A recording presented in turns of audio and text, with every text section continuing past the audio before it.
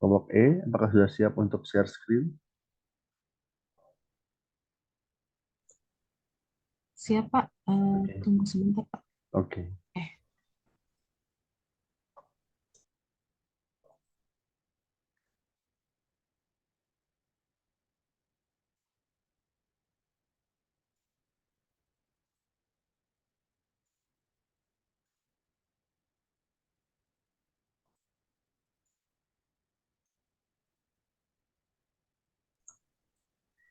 Baik, selamat malam Pak Imam dan Selamat teman-teman semua. malam. Assalamualaikum warahmatullahi wabarakatuh. Salam sejahtera untuk Waalaikumsalam. kita semua. Om Swastiastu, Namo Buddhaya, salam kebajikan. Pada malam hari ini kami dari tim E, kelompok E, eh, bersama saya Melendra Sari, kemudian Mas Apritama Nur Hidayat dan Fionika Aprilia Stabiruputing. Pada hari ini akan menyampaikan materi tentang keterampilan untuk mengembangkan orang lain atau yang kita lihat di buku kita juga yaitu skills for developing others. Nah, pada materi kita malam ini ada 6 sub bab. Boleh ke slide selanjutnya, Tio. Di sini,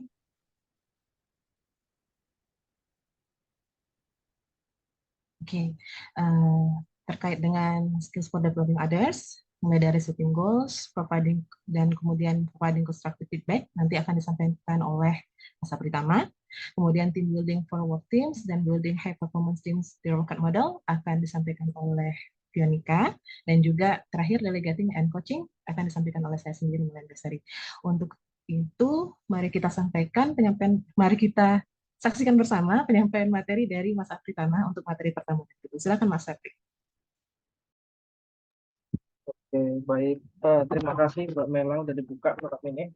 Selamat malam teman-teman, selamat malam Bapak. Di sini yang pertama kita penetapan tujuan yaitu setting goals. Selanjutnya, pertama kita membahas tentang apa sih peran dari goals bagi organisasi ataupun bagi individu ataupun tim dalam organisasi tersebut. Yang pertama, tujuan ini berperan sebagai norma utama, atau bisa kita katakan bahwa tujuan ini menjadi panduan bagi anggota organisasi tersebut dalam melakukan kegiatannya. Jadi organisasi operasionalnya melihat dari eh, tujuan besar organisasi tersebut. Lalu yang kedua yaitu mendorong kepatuhan anggota. Di sini maksudnya bahwa dengan adanya tujuan ini, eh, anggota dari organisasi tersebut akan patuh ataupun akan melakukan hal-hal ataupun pekerjaan yang tentunya dengan goals-nya adalah tujuan utama organisasi tersebut. Jadi ini juga sebagai indikator ataupun istilahnya untuk mendorong kepatuhan dari anggota. Yang ketiga, tujuan berperan sebagai evaluasi untuk kepemimpinan. Nah, tujuan ini tujuan dalam organisasi dapat menjadi evaluator bagi kepemimpinan di organisasi tersebut. Jadi ketika ada peran pemimpin di situ, pemimpin berperan sebagai pendorong dalam mencapai tujuan organisasi. Jadi bisa dilihat apakah pemimpin ini berperilaku atau tindakannya bagus ataupun berkinerja bagus atau tidak, bisa dilihat apakah dia berhasil mencapai tujuan organisasi. Lalu yang terakhir adalah sebagai evaluasi untuk kinerja kelompok. Karena tadi organisasi memiliki tujuan utama, maka semua kegiatan kelompok, semua operasional kelompok tentunya dalam rangka mencapai tujuan organisasi. Jadi tujuan organisasi ini sebagai evaluasi untuk kinerjanya, untuk kinerja kelompoknya. Apakah memang kelompok itu sudah berkinerja mencapai tujuan yang telah ditetapkan ataupun memang masih jauh dari tujuan yang ditetapkan. Selanjutnya,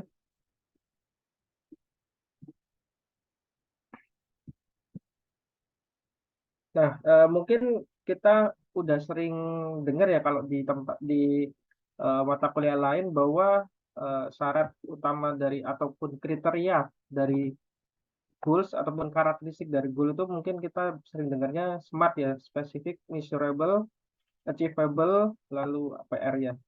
Sama yang terakhir timeable ya. Nah, tapi kalau di buku panduan menjelaskan bahwa yang pertama, karakteristik tujuan dia harus spesifik dan juga dapat diamati. Jadi tujuan ataupun target yang terlalu umum itu tidak memberikan informasi yang cukup mana kegiatan yang harus diubah ataupun ketika tujuan itu berhasil dilaksanakan. Jadi kalau tujuannya terlalu umum, anggota organisasi ini akan bingung apakah tujuan ini sudah berhasil dilaksanakan ataupun belum gitu. Lalu tujuan yang umum ini juga memberikan efek yang kecil dalam kinerja organisasi atau kinerja anggotanya. Jadi dengan tujuan yang terlalu umum, misal saya ingin meraih IPK ataupun saya ingin lebih baik IPK semester ini lebih baik dari semester lain. Nah, karena nggak ada tujuan yang spesifik, maka mahasiswanya sendiri akan merasa dia tidak memiliki ataupun tidak berusaha untuk maksimal karena dia cuma ingin lebih baik aja, tapi tidak ada indikator apa lebih baik dari semester yang lalu. Lalu yang kedua, tujuan yang spesifik ini membantu dalam memantau progres. Jadi dengan adanya tujuan yang spesifik, organisasi itu tahu dia sampai mana kegiatannya ataupun operasionalnya, apakah sudah sampai tujuan yang telah ditetapkan atau memang belum. Jadi progres ini, maksudnya tujuan yang spesifik ini membantu agar organisasi ini sampai mana progres yang telah dilakukan. Lalu tujuan organisasi juga harus bisa diamati. Jadi agar anggota organisasi ini tahu apakah tujuan itu dapat tercapai atau tidak. Nah, tujuan yang dapat diamati berarti juga harus memasukkan target waktu di dalamnya. Jadi misalkan nanti kita contohkan mengenai IPK ya. Mahasiswa pasti bilangnya saya ingin mencapai IPK di semester IPK 3,5 ataupun IPK 4 di semester 5 ataupun semester 6. Nah, hal-hal yang tersebut itu harus benar-benar tujuannya harus bisa diamati. Jadi ada rentang waktunya. Jadi jangan sampai nanti misalkan mahasiswa bilang saya ingin target IPK saya lebih baik. Nah, lebih baik tapi semester berapa? Jangan-jangan sampai semester 8 sampai semester 10 baru IPK-nya lebih baik. Nah, selanjutnya karakteristik tujuan yaitu dapat dicapai namun tetap menantang. Jadi tujuan dibuat harus secara realistis dengan mempertimbangkan kemampuan dan sumber dayanya. Nah, ini misalkan tadi kita balikan ke IPK tadi, jadi ketika kita membuat target, misalkan saya ingin IPK 4, nah tapi kitanya sendiri tidak senang membaca buku ataupun mengerjakan tugasnya terlambat, sering terlambat, lalu keaktifan di kelas juga jarang. Nah, itu berarti dia tidak mempertimbangkan kemampuan dan sumber daya yang dimiliki. Nah, selain itu, tujuan juga harus menantang agar membuat orang itu berkinerja lebih tinggi. Misal tadi, jika misalkan mahasiswa menetapkan target, saya cuma mau IPK 3,0. Nah, maka dia akan berperilaku ataupun berkinerja untuk mencapai IPK 3,0 saja. Namun ini berbeda ketika dia ingin mencapai IPK, misal ditargetkan sama dia IPK 3,5 misal. Pasti dia akan berkinerja ataupun berperilaku untuk mencapai target IPK tersebut. Jadi target harus realistis tapi tetap menantang bagi anggota organisasi. Yang ketiga, tujuan perlu komitmen dari seluruh anggota organisasi. Dalam artian komitmen ini baik dari top level manajemen maupun dari bawahannya. Nah, pemimpin sebagai top level manajemen juga harus berkomitmen dengan cara menyediakan sumber daya yang dibutuhkan dan memberikan penghargaan jika organisasi ataupun anggotanya mencapai tujuan perusahaan. Nah, selain itu, bawahan juga harus dilibatkan dalam penentuan tujuan itu. Misalkan bawahan dilibatkan partisipasinya dalam menyusun tujuan perusahaan, karena pastinya bawahan yang lebih tahu tentang kondisi ataupun situasi yang dihadapi oleh perusahaan tersebut. Jadi, eh, penentuan tujuan ini juga perlu komitmen dari top level management dan juga partisipasi dari bawahannya. Lanjut.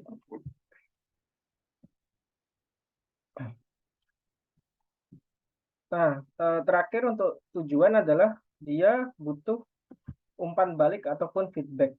Nah, feedback ini dibutuhkan eh, dalam pembuatan tujuan, digunakan untuk menilai apakah tujuan ini sudah sesuai dengan kriteria. Jadi eh, seperti tadi bahwa ketika organisasi menetapkan tujuan, dia butuh umpan balik dari bawahannya ataupun dari top level manajemen, apakah tujuan ini memang udah sesuai ataupun memang belum tercapai dengan kriterianya. Seperti itu. Lanjut. Nah, yang masuk kedua adalah umpan balik yang membangun ataupun konstruktif, memberikan umpan balik yang membangun. Lanjut. Yang pertama, bahwa umpan balik ini bisa diberikan untuk menilai kinerja pegawai maupun untuk hubungan interpersonal pegawai. Jadi atasan bisa memberikan umpan balik pada pegawainya mengenai kinerja individu pegawainya. Jadi misalkan dia belum mencapai target individu ataupun dia sudah mencapai target. Lalu juga feedback ini bisa dilakukan untuk menilai hubungan interpersonal pegawai itu. Jadi misalkan atasan memberikan feedback bahwa oh si A, kamu harus lebih bersosialisasi ataupun bisa bekerja sama dalam tim. Nah, feedback juga bisa diberikan untuk hubungan interpersonal ini. Jadi feedback itu nggak cuma untuk kinerja individu pegawai ya, tapi juga kinerja atau hubungan pegawai dengan pegawai yang lain. Lalu eh, tanpa adanya umpan balik, pegawai itu nggak tahu apakah dia sudah melakukan pekerjaannya dengan baik atau belum. Jadi dia pasti hanya tanpa adanya feedback, dia hanya mengetahui bahwa oh pekerjaan saya udah maksimal tanpa tahu bahwa pekerjaannya ada yang salah, seperti itu. Lalu feedback ini butuh media dan kepekaan dari atasan dalam memberikan feedback. Jadi atasan dalam memberikan feedback ini butuh media atau butuh media komunikasi dan juga kepekaan, dalam artian bahwa dia harus mempertimbangkan kondisi psikologis dari bawahannya dalam memberikan feedback. Nah, jangan sampai atasan misalkan memberikan feedbacknya terlalu keras kepada pegawainya, ataupun misalkan ketika pegawainya lagi ada masalah ataupun psikologisnya lagi terganggu, lalu atasannya memberikan feedback yang akan mempengaruhi uh, pegawainya. Lalu feedback ini juga harus spesifik dan deskriptif, lalu secara langsung ya, artinya feedbacknya nggak boleh bertele-tele. Misalkan saya ingin kamu lebih bagus lagi, tapi nggak dijelaskan lagi apakah yang dimaksud lebih bagus lagi atau bagaimana. Lalu feedback juga harus bermanfaat bagi yang diberikan feedback tentunya. Nah, penilaian keberhasilan feedback itu ketika pegawai berhasil mengubah perilakunya. Jadi ketika atasan memberikan feedback kepada bawahannya, namun ternyata kinerjanya tetap sama seperti sebelum dikasih feedback, ataupun bawahannya tidak memberikan atau tidak merubah perilakunya, berarti feedback yang diberikan perusahaan itu, atau feedback yang diberikan atasan itu tidak berhasil, atau artinya pegawai tersebut juga tidak melaksanakan feedback yang diberikan atasannya. Lalu feedback yang positif itu digunakan atau bertujuan agar pegawai tetap mempertahankan kinerjanya. Sedangkan feedback yang negatif agar pegawai meningkatkan kinerjanya. Lanjut.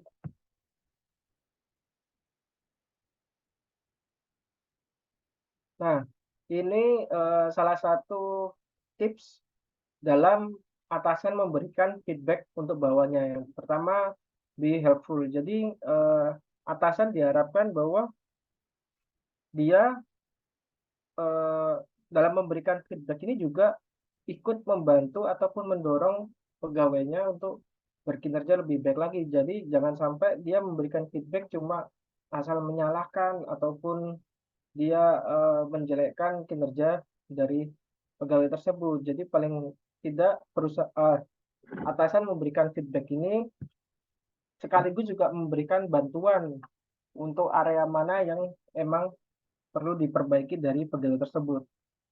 Lalu yang kedua, di direct. Dalam artian bahwa tadi yang saya pernah jelaskan bahwa atasan ketika memberikan feedback jangan bertele-tele. Jadi langsung ke pokok intinya. Jadi ketika eh, atasan memberikan feedback bahwa berikan feedback yang memang menjadi inti dari kinerjanya ataupun kira-kira apa yang perlu dia perbaiki. Gitu. Lalu yang ketiga, be spesifik. Jadi feedback yang diberikan ini harus spesifik ataupun jelas kira-kira apa yang memang perlu diperbaiki. Nah, misalkan di dalam contoh bahwa perusahaan atau organisasi butuh pegawai yang berinisiatif dalam rangka memecahkan problem atau memecahkan masalah di perusahaan. Lalu yang keempat, be deskriptif. Jadi atasan juga harus menjelaskan, mendeskripsikan kira-kira apa sih kinerja yang harus diperbaiki dari pegawai tersebut, gitu. Lalu selanjutnya adalah be timely. Jadi atasan memberikan feedback ini juga istilahnya apa kira-kira feedbacknya untuk jangka waktu yang mana. Jadi jangan sampai perusahaan atasan bilang kepada pegawainya, saya ingin kamu sorry, saya ingin kamu memperbaiki kinerjamu selama ini, tapi nggak dijelaskan kinerja yang mana atau kinerja pas waktu kapan dan sebagainya. Lalu be fleksibel dalam artian feedback ini juga harus mempertimbangkan kondisi psikologis pegawainya. Jadi atasan juga harus fleksibel, harus nggak bisa kaku untuk memberikan feedback. Selanjutnya,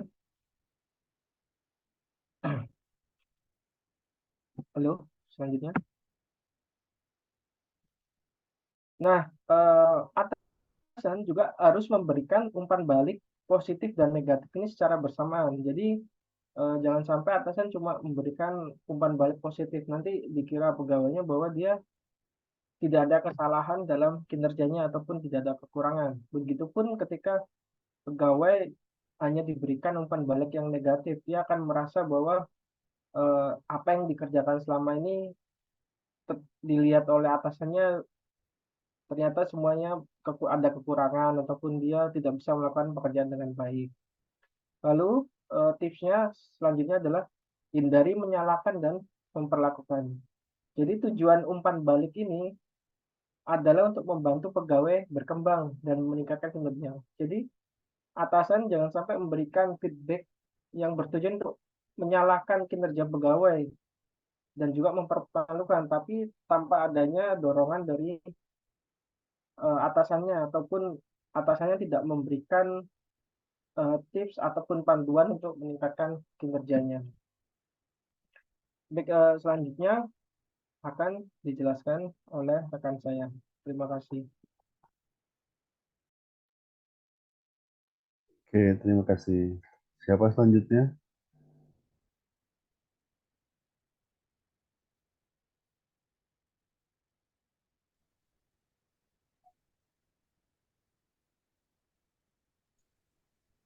Izin Vio, Yonika.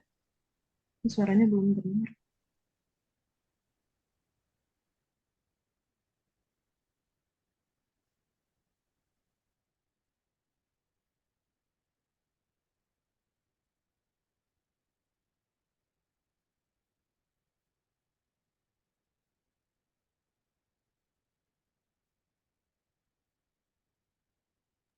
Belum terdengar, Veronica. Mungkin ada permasalahan dengan mikrofonnya.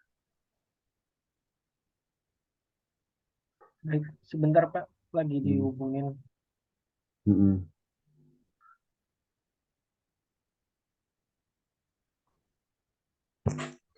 Mungkin bisa ganti device kalau kalau memang, atau tambah device kedua.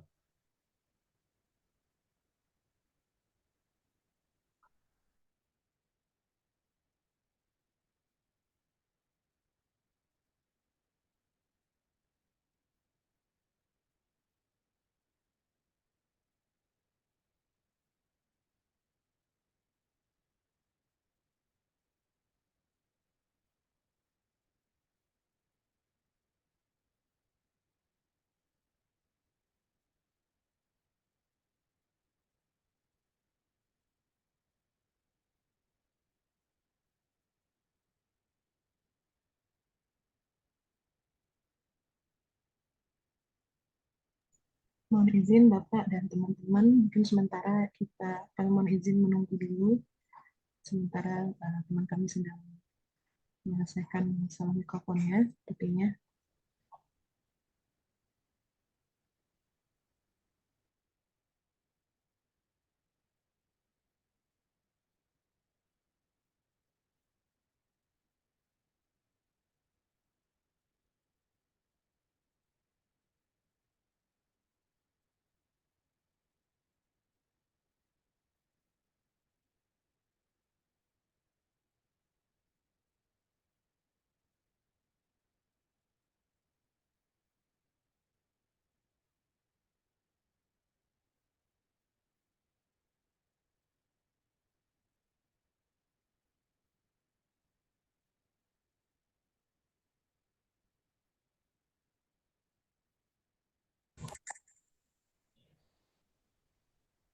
Maaf, Pak.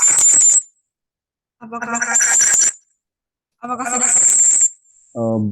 Masih apa namanya tadi, suaranya ada bunyi sekarang? bunyi feedback sepertinya. Oke. Mungkin ya, mungkin Anda bisa apa namanya, gimana ya? Sebentar. Sebentar, Pak. Ya, udah. Udah ya, Pak. Tadi kayaknya ada feedback, ada 2 device sepertinya. Nah, tadi harusnya device yang tadi dimatikan, apa, di live audionya. Iya, baik. Jadi video audionya pakai yang akun yang ini, sedangkan akun yang pertama buat ini ya, buat share screen-nya aja. Pak. Sebentar ya, Pak. Tadi di bagian Oke.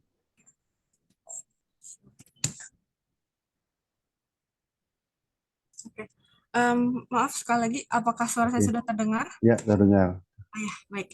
Terima kasih untuk kesempatannya. Maaf sebelumnya atas kendalanya. Kali ini saya akan mencoba untuk menjelaskan mengenai team building for work team. Nah, sebelumnya pada chapter sebelumnya kita sudah mempelajari mengenai tim, grup, dan juga kaitannya dengan leadership. Nah, dari materi minggu lalu juga kita bisa simpulkan bahwa sesempurna ataupun sekompeten apapun tim, tetap pasti ada keberagaman ataupun perbedaan dalam tim tersebut. Nah, keberagaman dan juga perbedaan yang ada itu menjadi challenge ataupun hambatan untuk organisasi bisa berjalan secara efektif. Untuk menangani hal tersebut, maka diperlukan intervensi dalam organisasi. Nah, menurut Rothwell dan Sullivan, intervensi adalah suatu usaha untuk mengubah ataupun proses perubahan. Artinya, terdapat kesengajaan mengubah sistem yang sedang berjalan. Nah, ada beberapa bentuk intervensi. Nah, yang pertama ada intervensi human process, ada intervensi teknostruktural, dan juga human research management ataupun HRM. Nah, intervensi human process ini biasanya digunakan untuk menyelesaikan isu-isu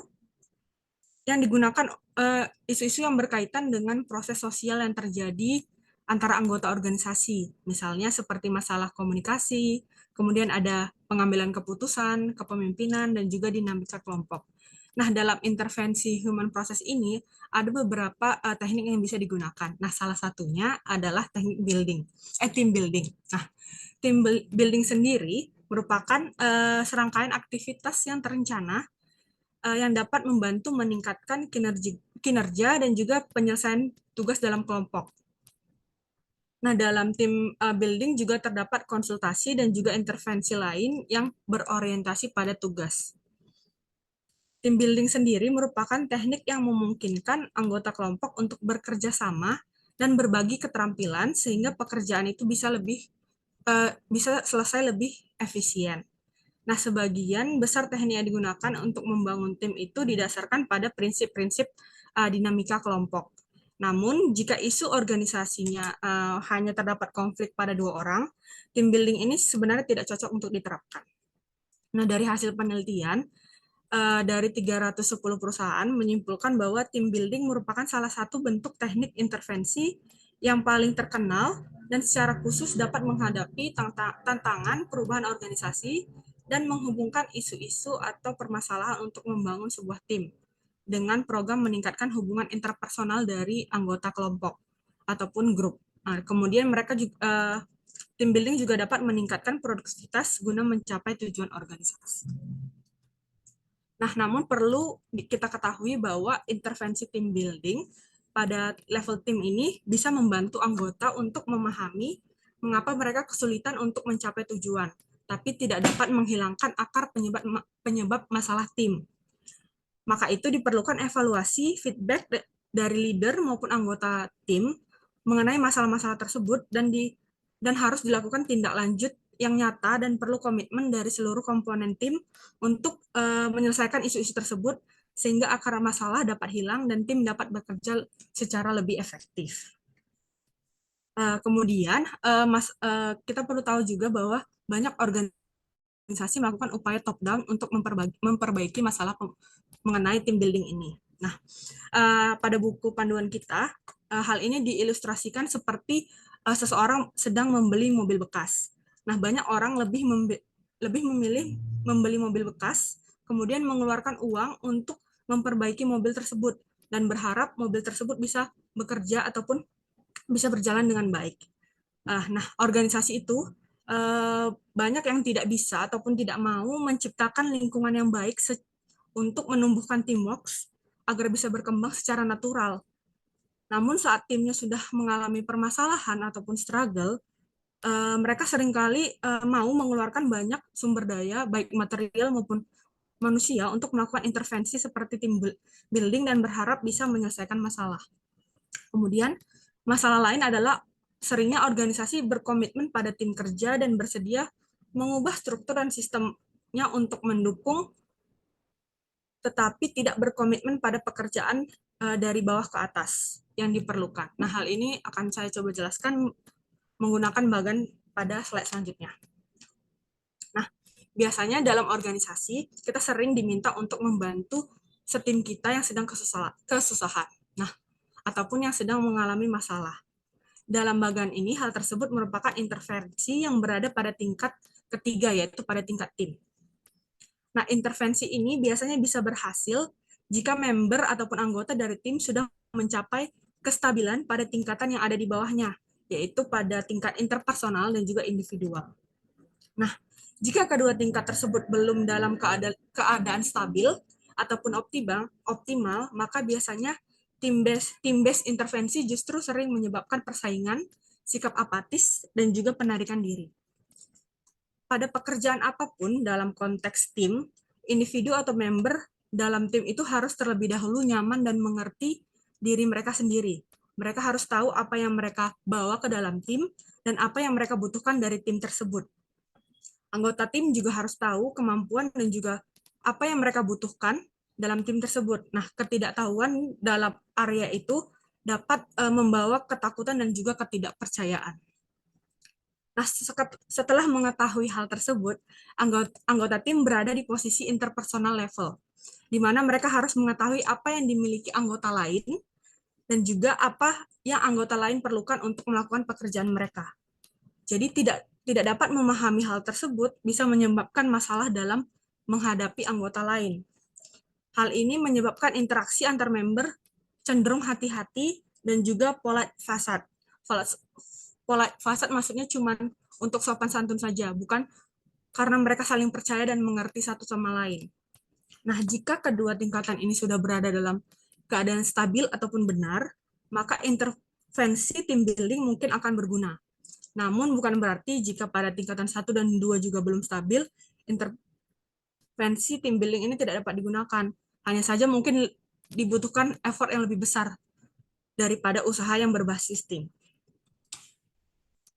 Nah, intervensi yang berhasil di tingkat tim itu harus setidaknya memiliki 3 ini. Yang pertama adalah meningkatkan kesadaran tentang bagaimana tim benar-benar bekerja. Kemudian dalam mendiagnosis harus menggunakan instrumen yang berbasis feedback, sehingga anggota tim dapat memiliki gambaran di mana dan bagaimana keadaan mereka, serta rekan satu tim mereka saat ini. Kemudian yang ketiga, menyediakan platform latihan untuk setiap intervensi, sehingga anggota tim dapat menguji perilaku-perilaku mereka di lingkungan yang bebas resiko dan juga terlindungi. Ini berikut contoh-contoh yang mungkin kita sudah sering ya mengalami team building. Biasanya base-nya game yang berbasis teamwork dan brainstorming atau dan lain-lain. Kemudian yang keempat adalah building high performance teams dengan menggunakan the rocket model. Nah, seperti yang kita sudah pelajari selama mata kuliah ini, kepemimpinan itu bukanlah proses individu, melainkan proses yang melibatkan sekelompok orang. Nah, kita tahu bahwa tim bervariasi, memiliki sejumlah faktor yang sangat penting, seperti ukurannya, normanya, development stage, dan lain-lain. Jadi, pemimpin harus mempertimbangkan faktor-faktor tersebut saat membuat serta memimpin tim. Nah, rocket model ini merupakan model efektivitas tim yang sederhana yang bisa memberikan saran preskriptif ataupun yang bersifat petunjuk atau ketentuan, dan juga bisa bersifat diagnostik, yaitu memberikan diagnosa ataupun evaluasi untuk membangun tim berkinerja tinggi. Maksudnya yang pertama yang bersifat preskriptif, yaitu memberikan petunjuk kepada leader. Karena model ini memberitahu para pemimpin langkah-langkah apa yang harus mereka ambil, kapan harus mengambilnya saat mereka membangun tim yang baru. Kemudian bersifat diagnostis, yaitu untuk memahami kelemahan tim yang sudah ada dan apa yang diperlukan dan dilakukan para pemimpin untuk mengembalikan timnya ke jalur yang benar. Kemudian, nah ini merupakan contoh dari figur rocket model. Nah, seperti yang ditunjukkan pada gambar, membangun tim dalam model ini dianalogikan dengan membangun roket. Ada 8 komponen dalam teori roket ini. Yang pertama ada konteks, yaitu menjelaskan mengenai situasi. Kemudian ada the mission, yaitu apa yang harus di-accomplish ataupun dicapai. Kemudian talent, yaitu siapa orang yang berada dalam tim ini. Kemudian ada norma, kemudian buy-in, yaitu dukungan, kemudian ada power, moral, dan result. Nah, untuk penjelasannya saya akan yang pertama itu adalah konteks, yaitu langkah pertama yang paling penting untuk membangun tim yang memiliki kinerja tinggi adalah mendapatkan keselarasan dalam konteks tim. Nah, sebagian besar tim itu mempengaruhi ataupun dipengaruhi oleh misalnya ada pesaing, pemasok, pelanggan, pemerintah, kondisi pasar, dan lain-lain. Nah, sering terjadi anggota tim itu memiliki asumsi yang berbeda tentang hal ini. Nah, sebagai akibatnya, mereka mungkin mengambil tindakan-tindakan yang bermaksud baik, namun ternyata salah arah, yang secara tidak sengaja menghancurkan kinerja tim. Karena itu, langkah penting yang perlu diambil oleh pemimpin ketika membangun tim yang memiliki kinerja tinggi adalah mengidentifikasi semua hal yang mempengaruhi ataupun yang mereka pengaruhi. Kemudian meminta anggota mereka untuk berbagi asumsi atau pendapatnya mengenai hal tersebut. Nah, berbagi informasi tentang situasi ini memastikan semua orang memiliki pemahaman yang sama tentang tantangan yang akan dihadapi oleh tim. Untuk bagian yang kedua adalah mission atau misi. Nah, setelah situasi diidentifikasi dengan jelas, hal berikut yang harus dilakukan seorang pemimpin adalah mengklarifikasi maksud dan tujuan dari tim tersebut. Jadi komponen misi ini berkaitan dengan pengaturan arah bersama untuk tim. Nah, dalam beberapa kasus, pemimpin bekerja sama dengan anggotanya untuk menentukan misi dari perusahaan ataupun organisasi. Nah, dalam kasus lainnya juga bisa saja pemimpin memutuskan sendiri. Dalam kasus lain, ada juga organisasi yang membuat keputusan ini. Nah, untuk komponen ini, sebenarnya siapa yang membuat keputusan tidak sepenting memastikan bahwa semua anggota itu memahami apa yang dicoba dicapai oleh organisasi dan bagaimana mereka berkontribusi pada kesuksesan.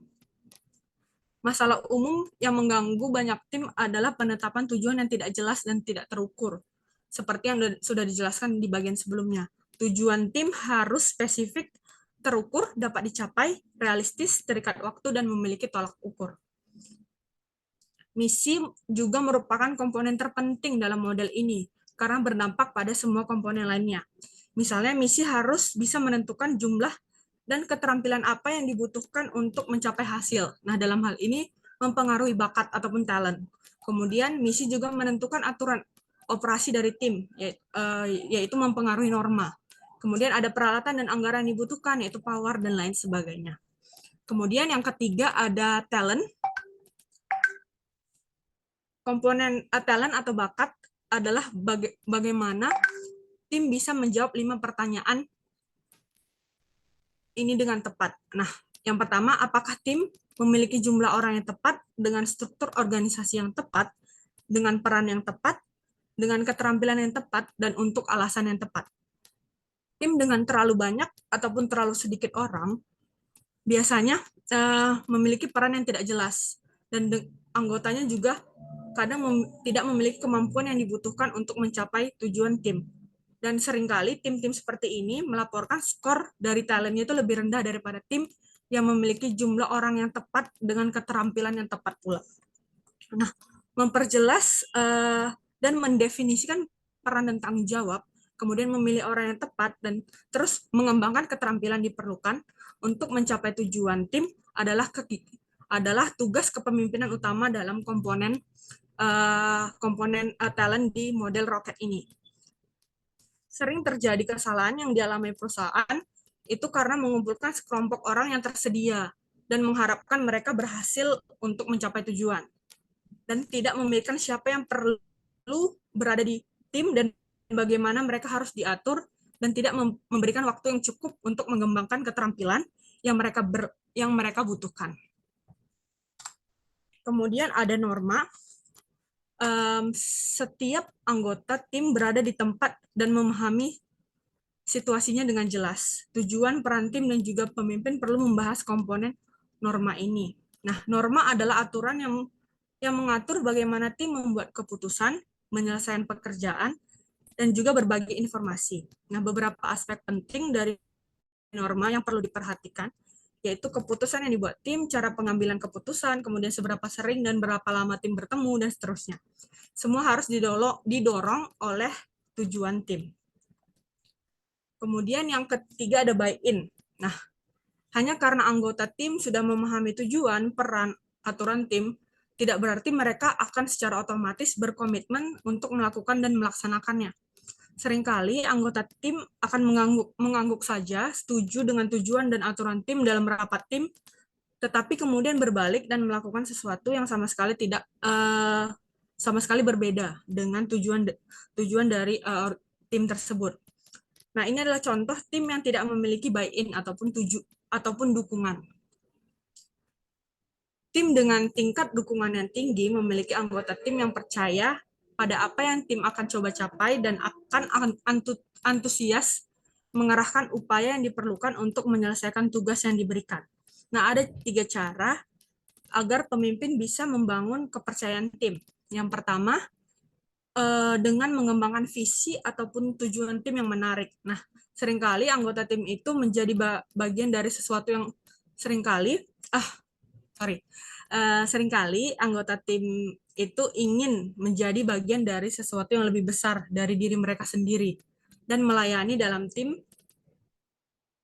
menjadi salah satu tempat untuk memenuhi kebutuhan ini. Nah, apakah anggota tim ini menganggap tim memiliki visi yang menarik atau tidak, sangat bergantung pada tujuan dan sasaran yang sesuai dengan nilai-nilai pribadi mereka. Nah, yang kedua adalah menciptakan kepercayaan dengan memiliki tingkat kredibilitas yang tinggi. Kemudian yang ketiga, caranya untuk meningkatkan dukungan tim adalah melibatkan anggota tim dalam proses penetapan tujuan, peran, dan juga aturan. Kemudian yang keenam ada power, yaitu menyangkut pengambilan keputusan dan juga sumber daya yang dimiliki tim untuk mencapai tujuannya. Tim yang mendapatkan nilai skor pada komponen ini, memiliki nilai skor tinggi pada komponen ini, biasanya memiliki otoritas pengambilan keputusan yang cukup besar dan memiliki semua fasilitas yang mereka miliki, serta dana yang dibutuhkan untuk mencapai tujuan dari tim.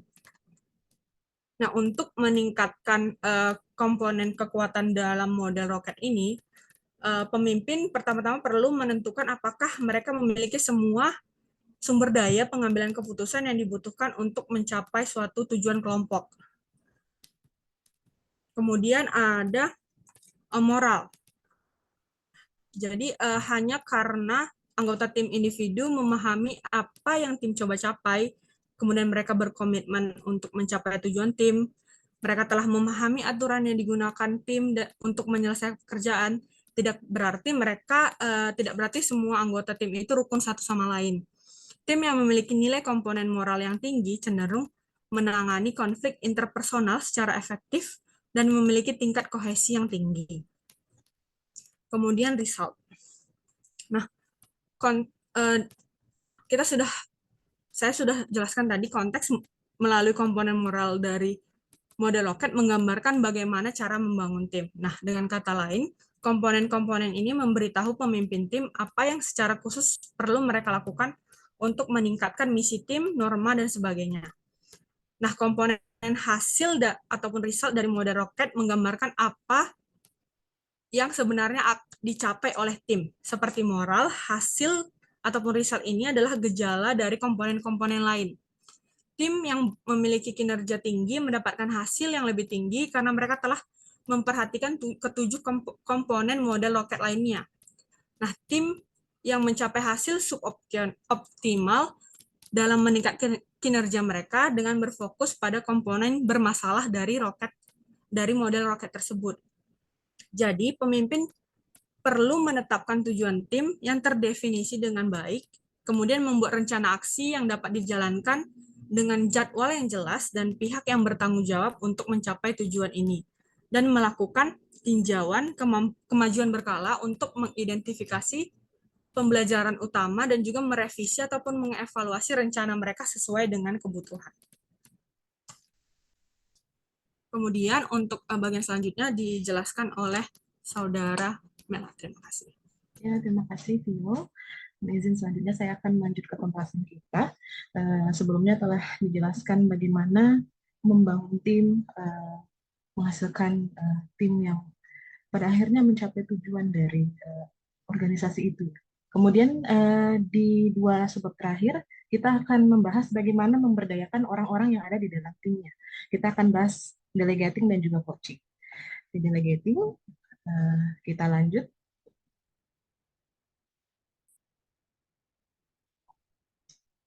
Ke slide selanjutnya. Ya, di delegating ini kita akan lihat definisinya dulu dari delegating. Kalau dari buku pedoman kita. Delegating adalah cara pemimpin untuk membebaskan diri dari tugas-tugas yang memakan waktu, kemudian memberikan kesempatan bagi pengikut untuk mengembangkan diri, dan meningkatkan jumlah tugas yang diselesaikan oleh kelompok kerja, tim, atau komite. Nah, membebaskan diri ini dari tugas-tugas yang memakan waktu di sini karena pemimpin ini kan eh, kalau kita analogikan, secara sederhana, pemimpin dan juga anggota tim mungkin memiliki waktu yang sama. Tapi dengan kapasitasnya, dengan kemampuan dan kompetensi yang dia punya, dia dituntut untuk bisa melakukan lebih, yaitu memimpin timnya dan juga melaksanakan tugas-tugas yang tidak dimiliki kompetensinya oleh para anggota timnya.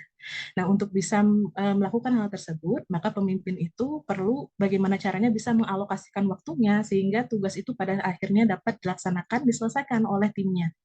Gitu. Nah, jadi itulah pada akhirnya perlu mendelegasikan tugas-tugas itu. Nah, kemudian memberikan kesempatan bagi pengikut untuk mengembangkan diri. Nah, ini juga adalah tugas yang wajibnya dari pemimpin ya, yaitu bisa memberikan atau ikut serta dalam pengembangan diri para anggota timnya atau anggota kelompoknya. Nah, apabila pemimpinnya sudah mampu mengalokasikan waktunya melalui delegasi, kemudian meningkatkan atau memberikan kesempatan pengikut untuk mengembangkan diri apabila para karyawan di sini bawahan atau mungkin pengikut ya kalau dalam buku kita sudah mampu mengembangkan diri juga pada akhirnya akan jumlah tugas yang diselesaikan ini akan meningkat seiring dengan ketiga hal ini dilaksanakan ya. Kemudian kita akan lihat di slide selanjutnya terkait delegasi ini secara sederhana di buku kita delegasi itu bagi pemimpin atau leader. Delegasi itu adalah empowering atau memberdayakan para employee atau follower. Nah, memberdayakan dalam hal ini adalah memberikan tanggung jawab, menyerahkan tanggung jawab dan juga penyelesaian tugas kepada para employee atau followernya. Dan para employee atau followernya di sini, mereka tentunya mengambil tanggung jawab tersebut, melaksanakan tanggung jawab tersebut dan menyelesaikan tugasnya serta ikut serta dalam kegiatan-kegiatan tertentu. Jadi delegasi adalah memberdayakan para employee atau followernya. Nah, kalau di buku kita hasil penelitian ini mungkin sudah cukup lama ya dari tahun 1946 dan juga 1955. Para pemimpin yang lebih sering mendelegasikan wewenang seringkali memiliki kinerja bisnis yang lebih tinggi. Itu menurut Miller dan Toulouse berdasarkan penelitian tahun 1986. Kenapa? Karena delegasi ini diibaratkan seperti para pemimpin itu memberikan kepercayaan. Mereka percaya bahwa para employee atau follower itu atau bawahan itu mampu melaksanakan tugas yang akan diberikan.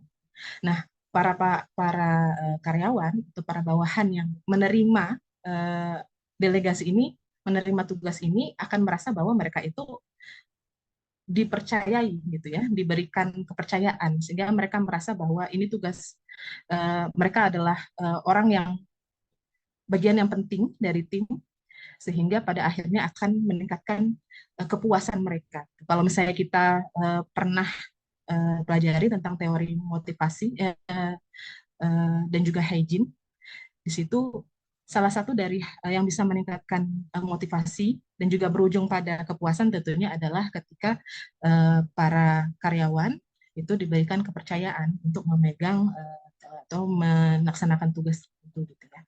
Nah, tetapi para bawahan atau pengikut ini tidak selalu lebih bahagia ketika para pemimpin mereka sering mendelegasikan tugas. Menurut Stockdale dan Sarto, kenapa hal ini bisa terjadi? Karena bawahan itu merasa tidak didelegasikan wewenang yang diperlukan untuk menyelesaikan tugas. Kemudian pengawasannya terlalu ketat, atau hanya didelegasikan tugas yang tidak ingin dilakukan oleh pemimpin. Ini mungkin dari kacamatanya si bawahannya ya. Nah, untuk itu kita akan lihat di slide selanjutnya. Kalau dari atasannya itu seperti apa sih? Nah, ini secara penelitian dari Risgord et al. Tahun 2016, di mana Ini secara organisasi keseluruhan ya, di mana mendelegasikan tanggung jawab itu meningkatkan kecepatan ya, kecepatan dari penyelesaian tugas, kemudian tanggung jawab, respon, dan juga kepuasan customer untuk semua mitra kerjanya. Nah, bagi para bawahannya sendiri kan merasa kalau tadi ya didelegasikan itu kayaknya tugas-tugas yang dia nggak mau aja tuh gitu ya. Tapi ternyata kalau di sini menurut penelitian dari Steffel et al. Tahun 2016, di situ dalam penelitian tersebut disampaikan bahwa sebenarnya para pemimpin itu eh, dia takut untuk ya ini berdasarkan hasil penelitian ya, mereka takut untuk disalahin gitu loh.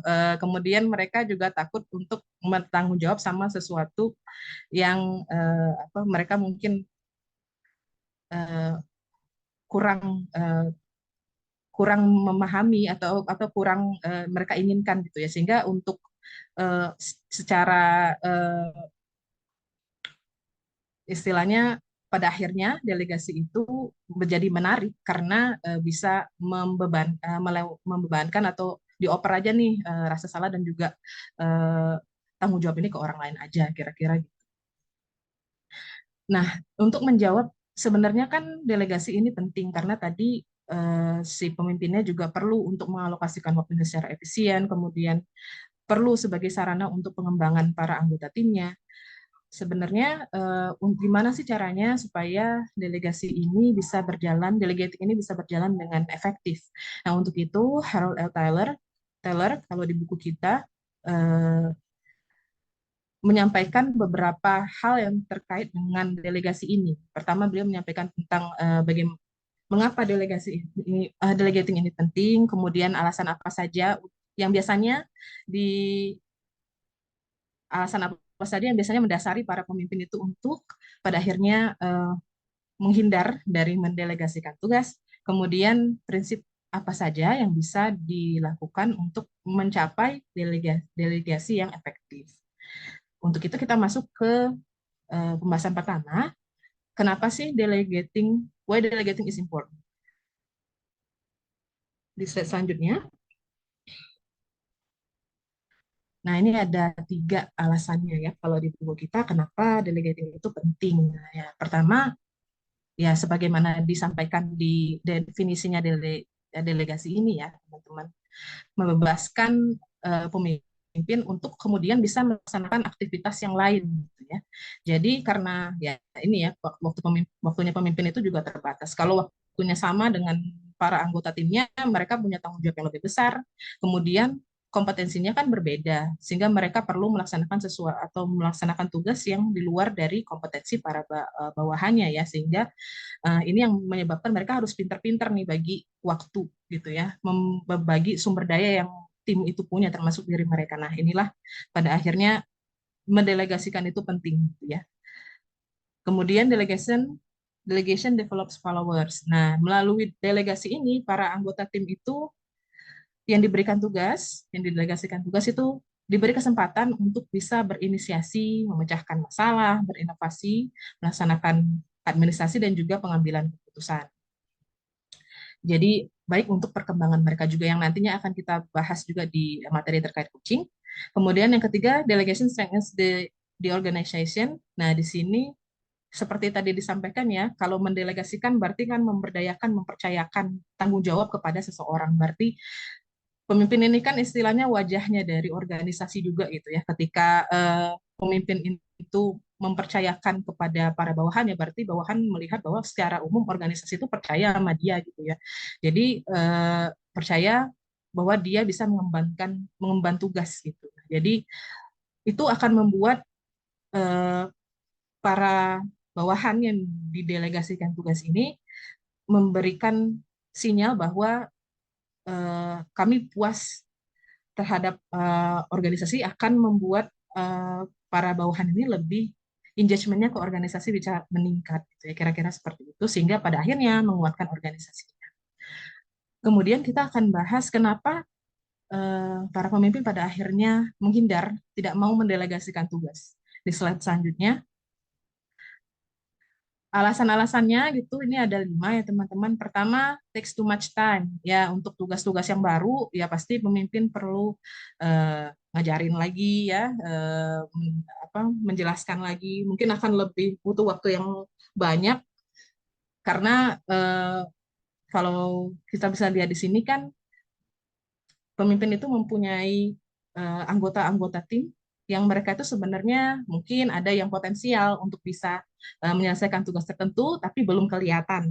Nah, caranya salah satunya ya didelegasikan tugas gitu. Sebenarnya mereka ini mampu nih. Salah satu melihatnya ada dengan mendelegasikan tugas ini, tapi ya memang untuk beberapa orang mungkin butuh waktu yang lebih. Nah, ini yang kadang membuat si pemimpinnya ini menjadi tidak mau ya, karena ya waktu untuk menyelesaikan tugas juga terbatas gitu ya.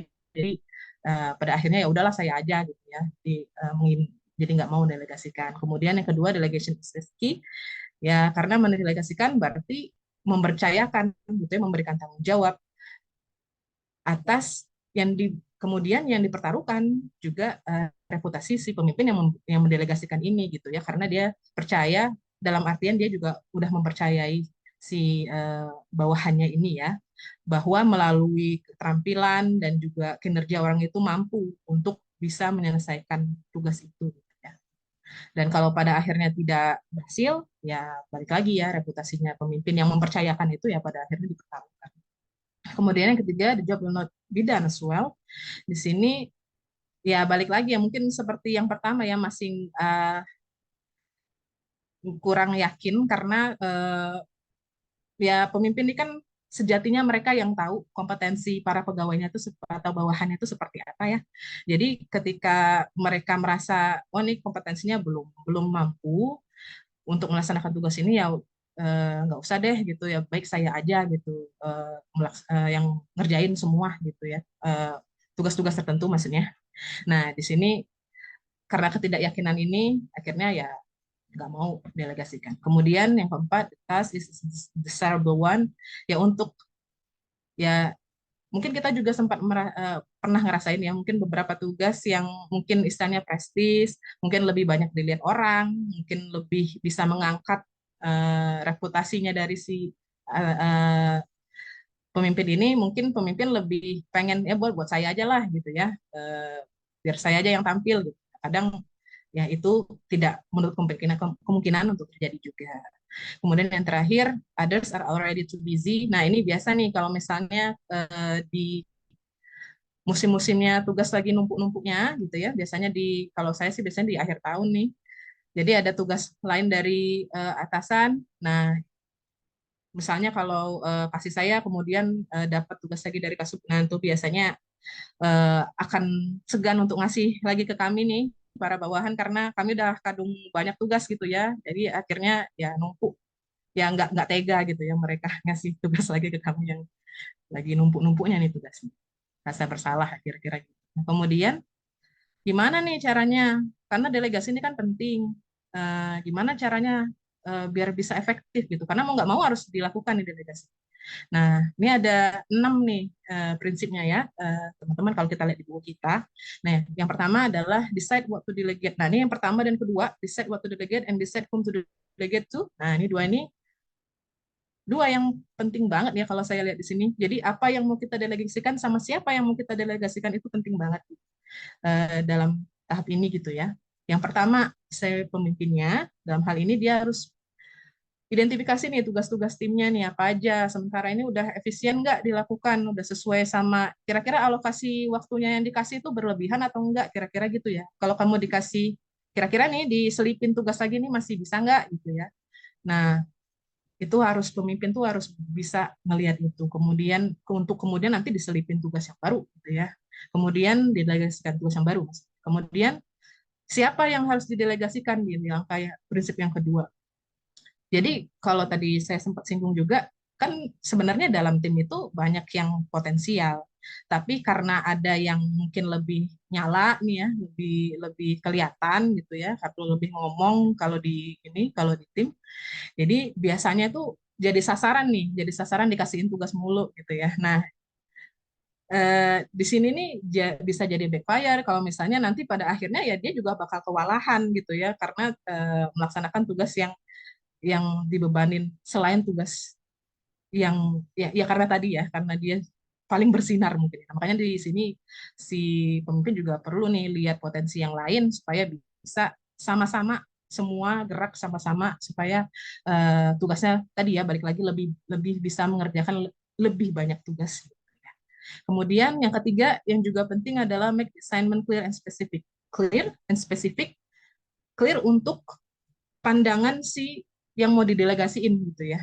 Kalau menurut pandangannya leadernya, pemimpinnya ya namanya jelas itu kan persepsi masing-masing ya. Menurut pemimpin mungkin udah jelas, tapi yang mau dikasih tugas nih, dikasih tanggung jawab nih belum tentu. Nah, ini dia kan nantinya akan mengemban tanggung jawab nih. Makanya jadi harus diberikan penjelasan assignment yang clear and specific gitu ya. Apa yang mau diharapin hasil akhirnya kayak jadi mau jadi kayak gimana gitu ya. Masalah nah nanti akan dijelaskan selanjutnya. Kita ke selanjutnya dulu yang keempat. Oh iya, sebelumnya untuk mendelegasikan tugas itu pemimpin perlu menyampaikan dengan percaya diri dan ekspektasi yang tinggi. Nah, ini akan membangun rasa percaya diri juga dan juga motivasi juga bagi mereka yang didelegasikan gitu ya, para bawahannya ini. Nah, apa aja nih yang perlu points to cover when delegating a task? Apa aja yang perlu termasuk dalam unsur-unsur ketika ketika pemimpin ya mendelegasikan tugas. Yang pertama, bagaimana hubungan antara tugas dengan tujuan organisasi, kemudian kapan mulainya bawahan bertanggung jawab untuk tugas tersebut. Ya, jadi bawahan ini perlu diberikan kepercayaan bahwa ini tugasnya penting nih, apa berhubungan dengan organisasi nih. Kayak misalnya ketika saya diberikan tugas yang berhubungan dengan eselon lain, nah itu kan akan membuat saya merasa bertanggung jawab, merasa oh ini tugas yang besar gitu, sebesar apapun kemudian pada akhirnya gitu ya, ini akan tugas yang besar dan saya akan melaksanakan dengan baik gitu, karena akan berpengaruh sama yang lain. Kemudian bagaimana penyelesaian tugas tersebut di masa lalu, masalah apa yang muncul dan lain sebagainya sampai kira-kira dari poin yang harus di cover ini adalah menyangkut apa yang sudah pernah dilakukan di masa lalu, gimana hasilnya gitu ya, itu harus disampaikan gitu sehingga eh, si bawahan ini punya gambaran gitu. Saya kira-kira mau dapatnya kayak gini nih gitu. Nah, bagaimana kemudian melaksanakannya itu diserahkan kepada si bawahannya yang didelegasikan ini gitu ya. Disitulah gimana nanti dia akan berinovasi, berinisiasi dan lain sebagainya dan juga pada akhirnya mengambil keputusan. Nah, kita masuk ke yang keempat. Assign an objective, not a procedure. Nah, sebagaimana tadi disampaikan ya, jadi tunjukin apa yang harusnya dicapai, bagaimana hasil akhirnya gitu ya. Gimana menyelesaikannya itu bagaimana si para bawahan ini mengeksplorasi gitu ya, mengeksplorasi dengan apa yang kompetensi yang dia punya. Gitu ya. Nah gitu. Kemudian yang kelima ada low autonomy buat monitor performance. Nah ini mungkin salah satu hal yang menjadi alasan kenapa para pemimpin tadi nggak mau mendelegasikan gitu. Mungkin mereka udah repot monitor mulu gitu ya, atau si bawahannya ini nanya-nanya mulu ya, udah dikasih delegasiin tugas nanya-nanya mulu gitu ya ke atasannya. Nah ini mungkin ya jadi sebenarnya prinsip gimana pada akhirnya delegasi itu bisa jadi efektif gitu ya. Jadi pemimpin memberi bawahan itu otonomi, waktu, sumber daya, dan wewenang. Ya, namanya juga memberdayakan ya, memberi tanggung jawab dan melaksanakan tugas dan tanggung jawab mereka yang baru. Dan juga termasuk kebebasan untuk melakukan kesalahan tertentu. Yang mana ini terkait juga dengan yang nomor 6, give credit not blame. Nah, tadi Mas Apri juga sudah sampaikan ya bahwa ketika menyampaikan feedback itu kalau bisa diselipin nih, ini namanya sandwich teknik. Jadi menyelipkan gitu ya feedback yang negatif di antara dua feedback positif gitu ya. Nah, maksudnya gimana nih gitu? Biar apa nih kok perlu kayak gini gitu ya. Jadi kalau ini berdasarkan pemahaman saya mungkin ya, ketika orang itu sudah diberikan feedback yang positif, kemudian feedback negatif diselimuti oleh feedback yang positif ini, dia itu akan tetap termotivasi, tapi tetap juga menjaga, tetap juga tertanam dalam dirinya bahwa kamu punya tanggung jawab gitu lah. Jadi melaksanakan tugas itu dengan bersemangat ya, dengan termotivasi itu penting, tapi juga kita punya tanggung jawab gimana melaksanakan tugas itu dengan sesuai dengan aturan yang berlaku mungkin, nah, sehingga tidak terjadi kesalahan gitu ya. Tapi pada akhirnya ya tidak ada yang sempurna, tapi walau bagaimanapun ya kita tetap harus berusaha untuk memberikan yang terbaik, kira seperti itu. Ini caranya gimana supaya tetap termotivasi ini melalui sandwich teknik. Kemudian ini kayaknya delegasi sampai di sini. Selanjutnya kita akan bahas coaching. Nah kalau oke, kita lanjut. Kalau tadi mengembangkan juga, kalau saya boleh bilang ya, mengembangkan juga tapi melalui memberikan tugas gitu ya. Kalau di sini coaching, ini adalah kalau menurut Peterson and Hicks, proses untuk mempersiapkan ya seorang bawahan itu dengan berbagai tools, pengetahuan, dan juga berbagai kesempatan yang mereka butuhkan untuk mengembangkan diri mereka hingga menjadi lebih sukses. Nah, kalau di coaching, boleh kita lanjut. Ada fakta yang disampaikan oleh penulis di buku kita ya, bahwa berdasarkan hasil penelitian beliau, hampir setiap leader ini tidak yakin apa yang harus dilakukan sebagai coach. Oleh karena itu, ada 5 tahapan, 5 steps of coaching, 5 tahapan untuk gimana coaching ini bisa efektif gitu ya. Kenapa sih bisa tidak yakin apa yang harus dilakukan sebagai coach? Ya, kalau menurut kami sih, ya mungkin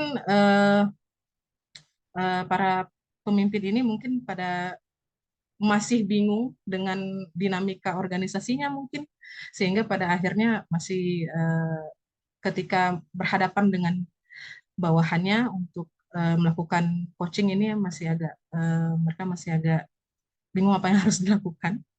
Tapi ini 5 tahap untuk gimana caranya coaching ini bisa menjadi lebih efektif ya teman-teman. Kita lanjut. Nah, yang pertama adalah membangun partnership gitu ya. Jadi kemitraan dengan para bawahannya. Nah, untuk bisa bermitra dengan para bawahan, berarti kan masing-masing harus saling percaya nih. Nah, untuk meningkatkan kepercayaan ini harus diawali dengan si leadernya, yang coachnya ini punya kredibilitas yang tinggi dulu gitu ya, sehingga si para bawahannya ini eh, yakin bahwa si coach ini adalah role modelnya dia gitu ya. Nah, ketika eh, atasannya ini mungkin kredibilitasnya kurang gitu ya, ya ini dikhawatirkan bawahannya menjadi ya ya kurang ada hubungannya kurang baik dengan tidak ada kepercayaan dengan atasannya ya. Jadi ya coachingnya tidak berjalan dengan baik. Kemudian yang kedua, si leadernya itu perlu menyediakan waktu untuk mendengar pandangan dari coachingnya. Nah, apa aja nih kira-kira yang perlu dengar, yaitu ya terkait aspirasi karirnya, kemudian nilai-nilai apa yang dijunjung oleh si bawahannya. Misalnya, oh ya Pak, menurut saya kerja waktu 24/7 itu nggak apa-apa Pak, buat asalkan organisasi berjalan lancar gitu ya. Nah, ada yang kayak gitu kan, dia menjunjung apa yang penting demi kemajuan organisasi gitu. Ada lagi yang lain mungkin ya jam working hour ya udah gitu ya. 9 to 5 Pak gitu. Kalau lewat dari situ mas saya nggak bisa gitu ya. Itu nggak sesuai sama saya gitu. Ada aja gitu ya kayak gitu. Kemudian gimana dia motivasinya gitu ya. Apa yang membuat dia termotivasi. Kemudian bagaimana pandangan dia tentang organisasinya itu juga penting, dan situasi kerja saat ini. Nah, di mana pandangan tentang organisasi dan situasi kerja kira-kira ini akan menjadi bahan untuk menyusun yang namanya gaps analysis. Kalau ini sempat kita pelajari juga, gaps ini goals, abilities, perceptions, and standards. Dan kemudian nanti antara gaps ini nanti akan ada gapnya. Jadi istilahnya goals and standards itu adalah hal yang perlu dicapai. Sementara abilities and perceptions ini hal yang kita punya saat ini atau hal yang kita mau tingkatin lagi gitu ya. Nah, antara dua ini kan pasti ada gapnya nih, apa yang perlu kita capai sama apa yang saat ini kita punya. Nah, untuk itu perlu didiskusikan nih. Gimana nih caranya? Jadi masing-masing leader dan coaching-nya nyusun gaps-nya gitu ya. Leadernya menyusun gaps terkait coaching-nya dan coaching-nya menyusun gaps terkait dirinya gitu. Jadi dua hal ini tuh nanti akan didiskusikan bareng sehingga pada akhirnya nanti si coachnya tahu kondisi saya organisasi ini sebenarnya pengennya ini loh dari kacamatanya si coachnya dia gitu. Jadi bisa lebih ada masukan dari si coachnya gitu ya. Nah, dengan teknik ini, dengan langkah ini, harapannya bisa membantu si leadernya untuk lebih berkomitmen pada perkembangan coach karena pada akhirnya coach inilah yang maksud saya leader inilah yang akan turut serta berperan penting dalam peningkatan kemampuan atau perkembangan coachnya karena dia yang bisa menjelaskan gimana kondisi si organisasi saat itu, apa yang harus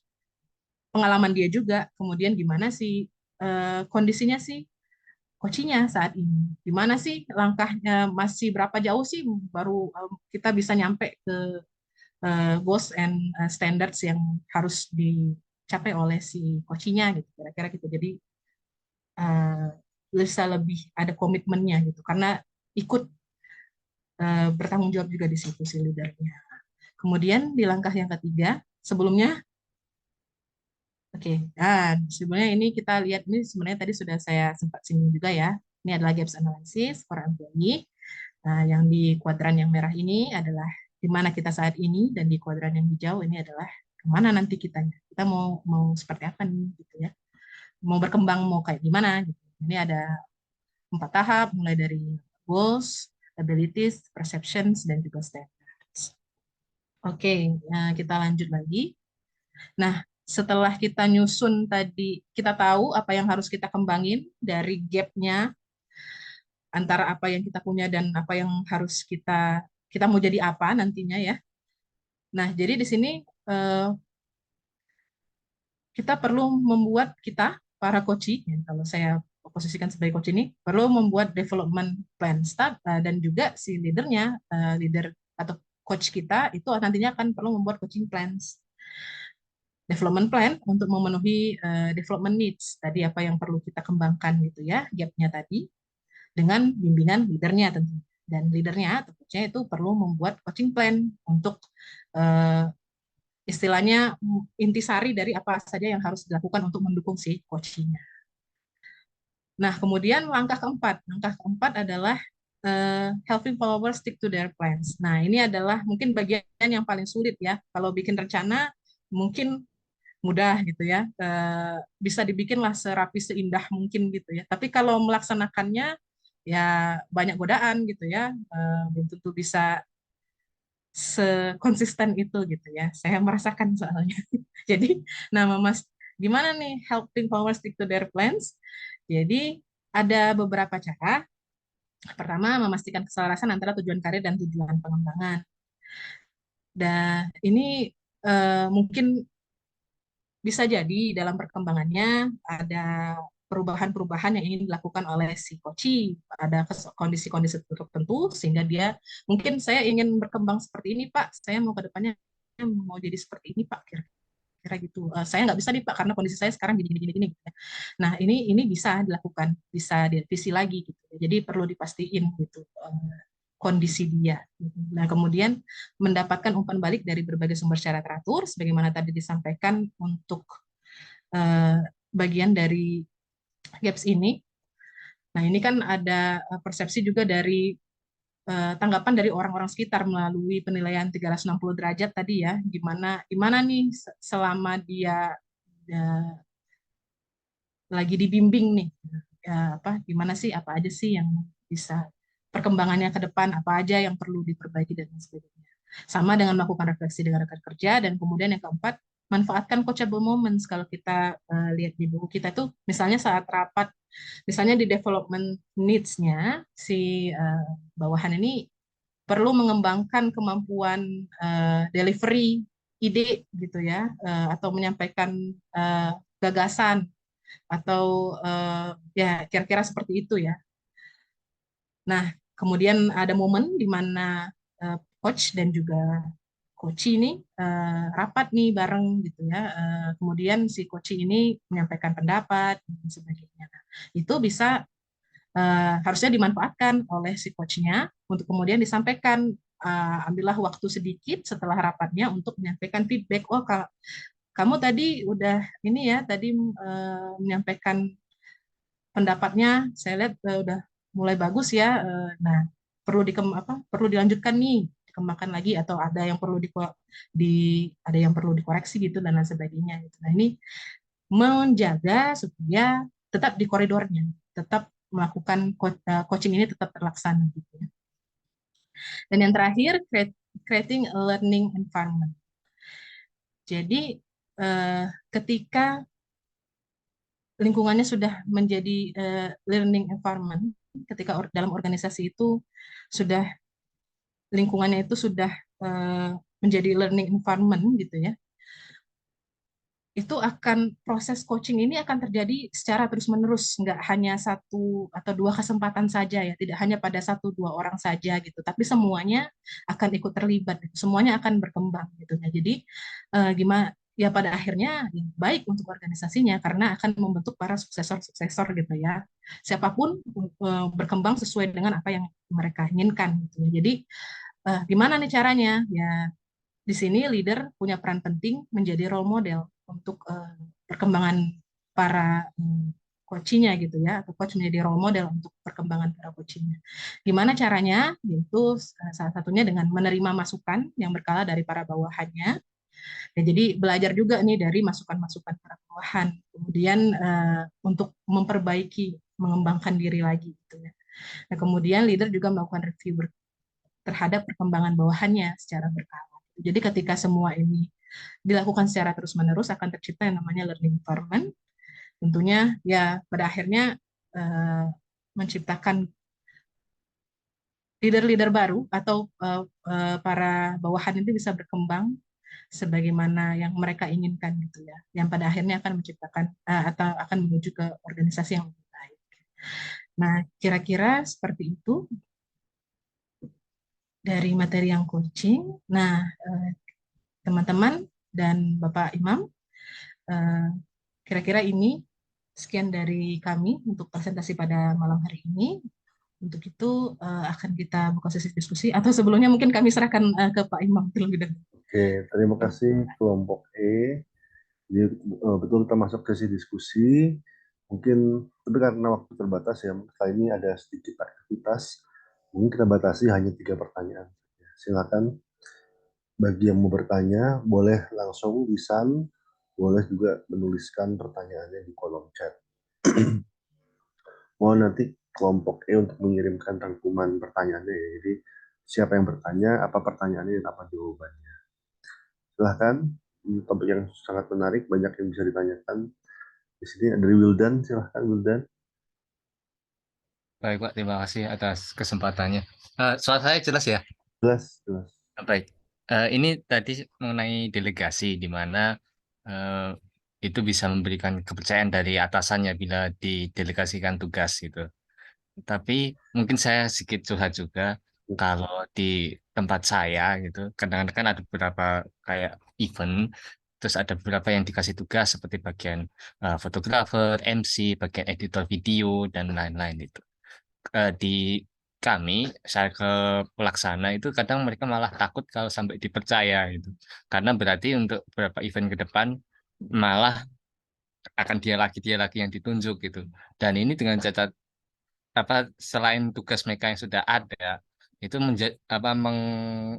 menambah kerjaan gitu, di mana tidak ada reward di situ. Rewardnya malah tambah kerjaan lagi gitu. Yang dimana kalau misalnya ada kesalahan itu mungkin karena ekspektasinya tinggi ya, karena waktu pertama hasilnya bagus, mungkin tiba-tiba kurang performnya bagus atau tidak sesuai ekspektasi, kena tegur gitu. Justru orang-orang malah takut kalau dipercaya oleh atasan. Kalau yang ekstrim lagi, mungkin kalau dia ada, kan kita ada sistem mutasi ya Pak, tiap 5 tahun. Kalau misalnya dia sudah sangat terpercaya gitu, bisa jadi di lobby yang satu angkatannya itu sudah mungkin mutasi, dia sendiri masih belum, masih kayak dipegang oleh atasannya gitu. Itu kira-kira bagaimana solusinya gitu? Karena malah delegasi malah takut gitu. Terima kasih.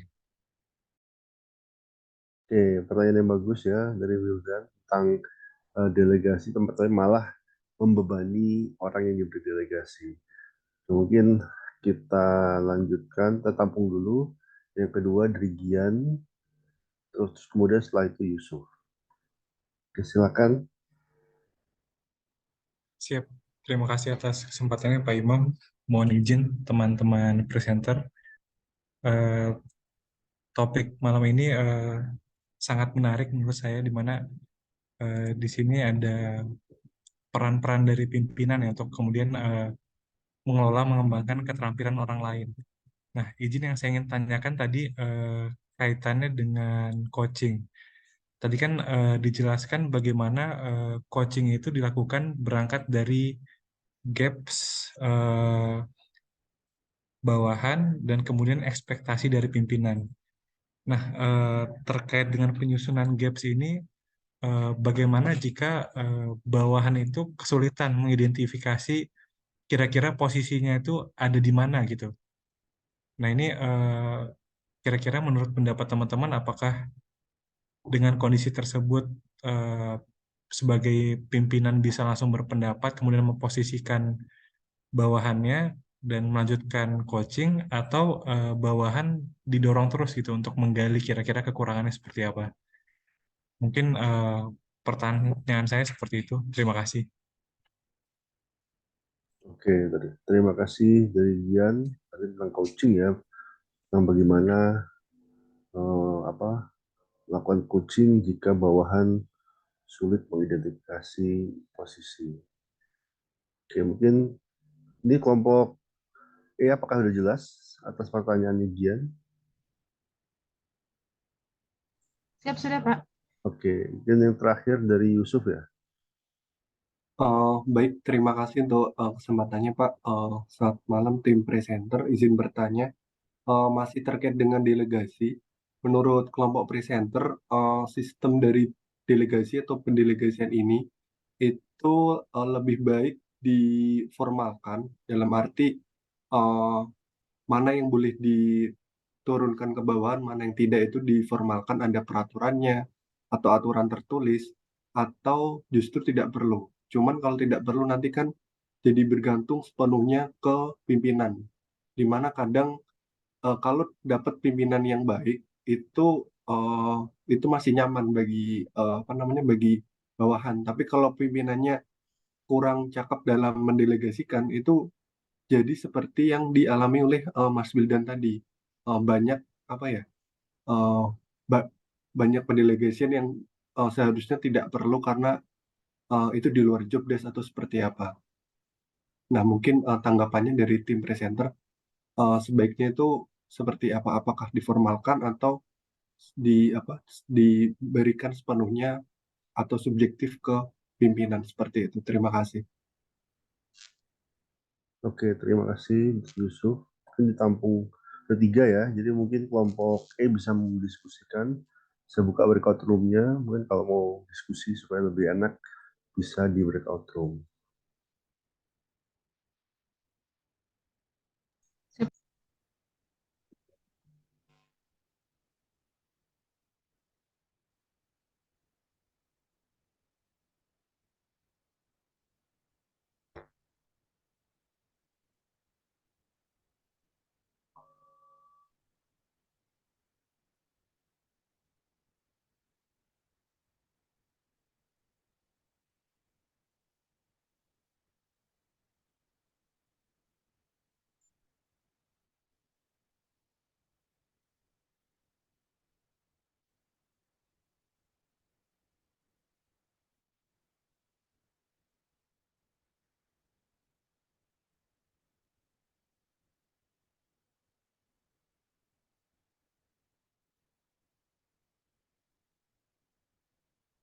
Dadah. Oke, sampai ketemu kembali. Sampai ketemu kembali di main room, teman-teman. Kelompok sudah siap untuk menyampaikan jawabannya. Silahkan kelompok E.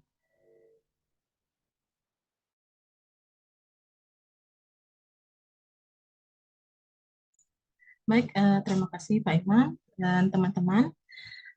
Mungkin kami akan coba untuk menjawab nih 3 pertanyaan. Mulai dari yang pertama, dari Mas Wildan ya, terkait delegasi ini tadi Mas Wildan juga curhat juga nih mengenai kondisi di organisasinya seperti apa gitu ya, di kantornya seperti apa. Jadi takut gitu ya si bawahannya ini kalau didelegasiin gitu ya, takut salah gitu ya. Jadi kalau dari kami, mungkin nanti akan ditambahkan juga oleh Mas Sapri dan juga Vio. Sebenarnya ini adalah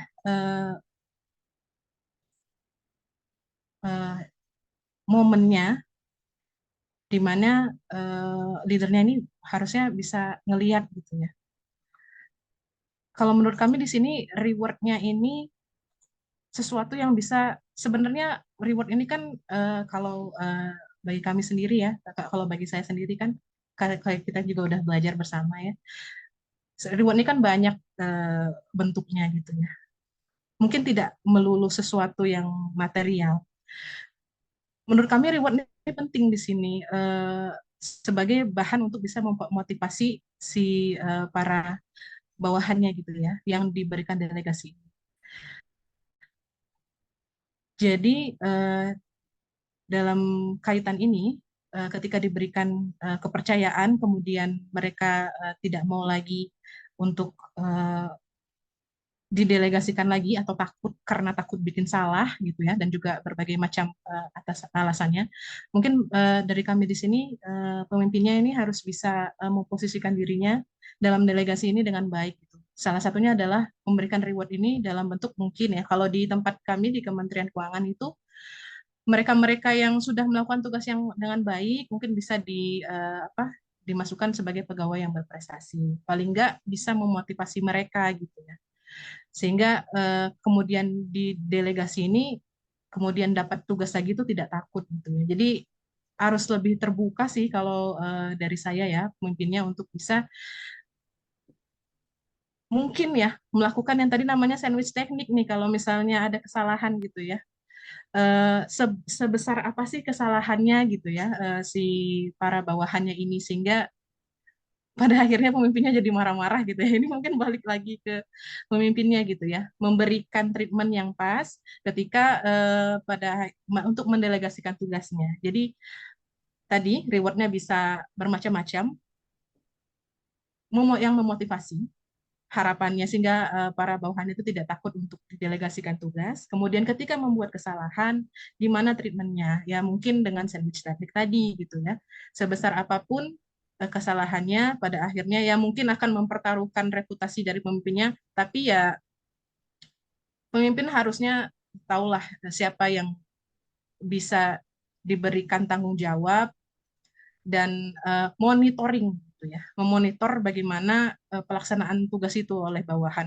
Hopefully ketika semua itu sudah terjadi, pun kalau terjadi kesalahan, ya tadi ya diberlakukan di treatment sehingga tidak menurunkan motivasinya, sehingga tidak jadi nggak takut buat didelegasikan tugas. Kira-kira seperti itu. Kalau dari kami mungkin dari pemimpinnya ya, yang perlu melakukan treatment yang dengan lebih baik gitu ya dalam hal delegasi. Mungkin Mas Sapri atau Vio, silakan. Gimana Mas Sapri dan Vio, apa ada tambahan? Tidak ada Pak, lanjut aja. Oke, ini saya tambahkan sedikit ya, memang ada miskonsepsi yang mungkin mencampur adukan antara delegasi dan eksploitasi. Ini dua hal yang berbeda. Ketika kita mendelegasikan sesuatu, harusnya ada reward yang sebanding. Karena kita memberikan beban kerja tambahan, ya wajarnya, fairnya adalah ada reward yang sebanding. Kalau kita memberikan tugas yang di luar job desk, kemudian tanpa memberikan reward tambahan, itu namanya eksploitasi. Itu bukan delegasi. Dan delegasi juga bukan lepas tangan. Seakan-akan kalau kita mendelegasikan pekerjaan, kita tidak lagi bertanggung jawab atas tugas tersebut. Ini justru tidak tepat. Ketika seorang manajer mendelegasikan sebuah tugas, memang yang menjalankan tugas itu adalah anak buah, tapi tetap yang bertanggung jawab adalah atasan. Dan delegasi juga bukan berarti kita mengambil kredit atas kerjaan orang lain. Ketika anak buah perform bagus, terus kita akui sebagai hasil kerja kita, itu bukan delegasi. Jadi kalau eksploitasi, kemudian lempar tanggung jawab, kemudian mengambil kredit atas kerjaan orang lain, itu bukan developing skills others, itu exploiting the skills of other. Ini bukan kepemimpinan yang baik begitu ya. Kalau pemimpin yang baik mendelegasikan itu harus memberikan manfaat bagi anak buahnya gitu, harus memberikan sebuah development, dan tentu saja harus fair. Nggak boleh kita paksa, nggak boleh kita secara sepihak kita wajibkan tanpa memberikan imbalan yang fair. Tetap fairness itu harus ada dan kita akui hasil karya atau hasil kerja, kinerja anak buah kita. Tapi kalau ketika terjadi kesalahan, nggak boleh kita salah-salahin, kan kita yang mendelegasikan. In the end, the buck stop at the top. Jadi tanggung jawab itu pasti ujung-ujungnya ada di pimpinan gitu. Walaupun kita sudah delegasikan, tetap kita bertanggung jawab atas tugas yang kita delegasikan tersebut. Makanya tadi mungkin mendelegasikan itu gampang-gampang susah ya. Nggak semua orang bisa. Terlalu mudah mendelegasikan berbahaya, terlalu susah mendelegasikan juga berbahaya. Jadi pemimpin yang bagus itu harus tahu apa yang didelegasikan, kepada siapa dia mendelegasikan. Nggak boleh sembarangan. Makanya salah satu skill penting yang dimiliki pemimpin yang bisa membuat anak buahnya menjadi lebih baik adalah kemampuan mendelegasikan tugas dengan tepat gitu. Dan bukan mengeksploitasi anak buah, bukan blaming atau bukan lepas tangan, cuci tangan dari misalnya kalau ada kesalahan disalahin anak buahnya yang benar-benar didelegasikan, itu tidak tepat. Itu harus dibedakan. Kalau yang seperti ini, yang seperti yang diceritakan oleh Mas Wildan, bisa jadi ini bukan delegasi, ini adalah eksploitasi sebenarnya. Mungkin seperti itu. Oke, mungkin bisa dilanjutkan pertanyaan berikutnya, silahkan. Ya, terima kasih Pak ya, atas koreksi dan masukannya. Kemudian selanjutnya pertanyaan yang kedua mungkin saya akan coba jawab juga, nanti akan dilanjutkan oleh Sapri dan juga Vio. Dari Mas Gian ini, bagaimana ketika dalam proses coaching ini si coachingnya kesulitan untuk menentukan di mana nih posisi dia saat ini gitu ya. Apakah si pemimpin itu perlu langsung straight to the point ngasih tahu dia harus jadi apa atau dia kayak gimana gitu saat ini, ataukah dengan didorong gitu ya, dengan kasihin aja gitu ya. Nah, kalau di sini kalau menurut kami sebenarnya kan tadi sempat kita singgung juga ya, bahwa dalam proses conducting gaps analysis ini, baik dari coach atau leadernya maupun coachee ini kan masing-masing menyusun, tapi pada akhirnya mereka itu harus saling sharing gitu ya terhadap gaps, bagaimana hasil analisa mereka terhadap gaps ini gitu ya. Jadi dalam hal ini menurut bagaimana tadi yang kita sudah sampaikan dalam materi tersebut adalah bahwa perlunya proses sharing ini. Nah, bagaimana kemudian langsung straightforward ngasih tahu aja, ataukah ya dikondisikan gimana biar pada akhirnya tahu gitu ya. Nah, itu sebenarnya kembali lagi ke kompetensi atau kemampuan dari coaching-nya gitu ya, pemimpin yang bisa melihat gitu ya, tergantung dari bagaimana kondisi dari coaching-nya ini sendiri. Apabila sebenarnya kan gaps analysis ini mungkin menurut kami tidak hanya sekali dilaksanakan, tapi kan terus menerus gitu ya. Jadi pemimpin bisa lihat setelah tahap pertama mungkin gimana nih kalau memutuskan untuk kita lihat dulu deh gimana si coach ini sepertinya dia bisa kita dorong dulu gitu ya, tidak usah disampaikan di deliver atau disampaikan straight to the point gitu ya, kita lihat dulu deh gitu. Tapi dilihat dulu, kemudian dilihat perkembangannya. Apabila dalam beberapa kondisi kemudian menurut pemimpin, oh ini nggak bisa nih, kayaknya harus langsung disampaikan gitu ya. Setelah beberapa kondisi harus seperti itu disampaikan gitu ya, karena kan nggak mungkin terus menerus nunggu gitu ya sampai pada akhirnya si coachnya tahu gitu ya. Jadi pada akhirnya melihat dari kondisi coachnya gitu ya, menyesuaikan dengan kondisi coachnya itu. Mungkin dari Mas Apri atau Vio, silakan. Ya, silakan. Oke, jadi memang untuk coaching itu sebenarnya terdiri dari banyak skill juga ya. Jadi skill coaching itu diantaranya juga termasuk komunikasi, dan juga mungkin mengevaluasi atau menilai kemampuan orang gitu ya. Tapi komunikasi dan nyambung juga dengan feedback, kemudian memberikan feedback kepada anak buah, karena itu tadi sebenarnya skill yang paling bisa paling besar perannya mengembangkan potensi orang lain melalui coaching itu adalah feedback. Seorang coach dia harus bisa memberikan feedback yang yang baik, yang tepat gitu ya, yang tidak membuat orang jadi down, kemudian bisa membuat orang mengevaluasi kekurangan-kekurangannya, bisa membuat orang kemudian termotivasi. Itu skill yang sangat penting dimiliki oleh seorang pemimpin. Oke, mungkin bisa dilanjutkan pertanyaan terakhir, silahkan. Yang terakhir mungkin kami dari Mas Apri ya.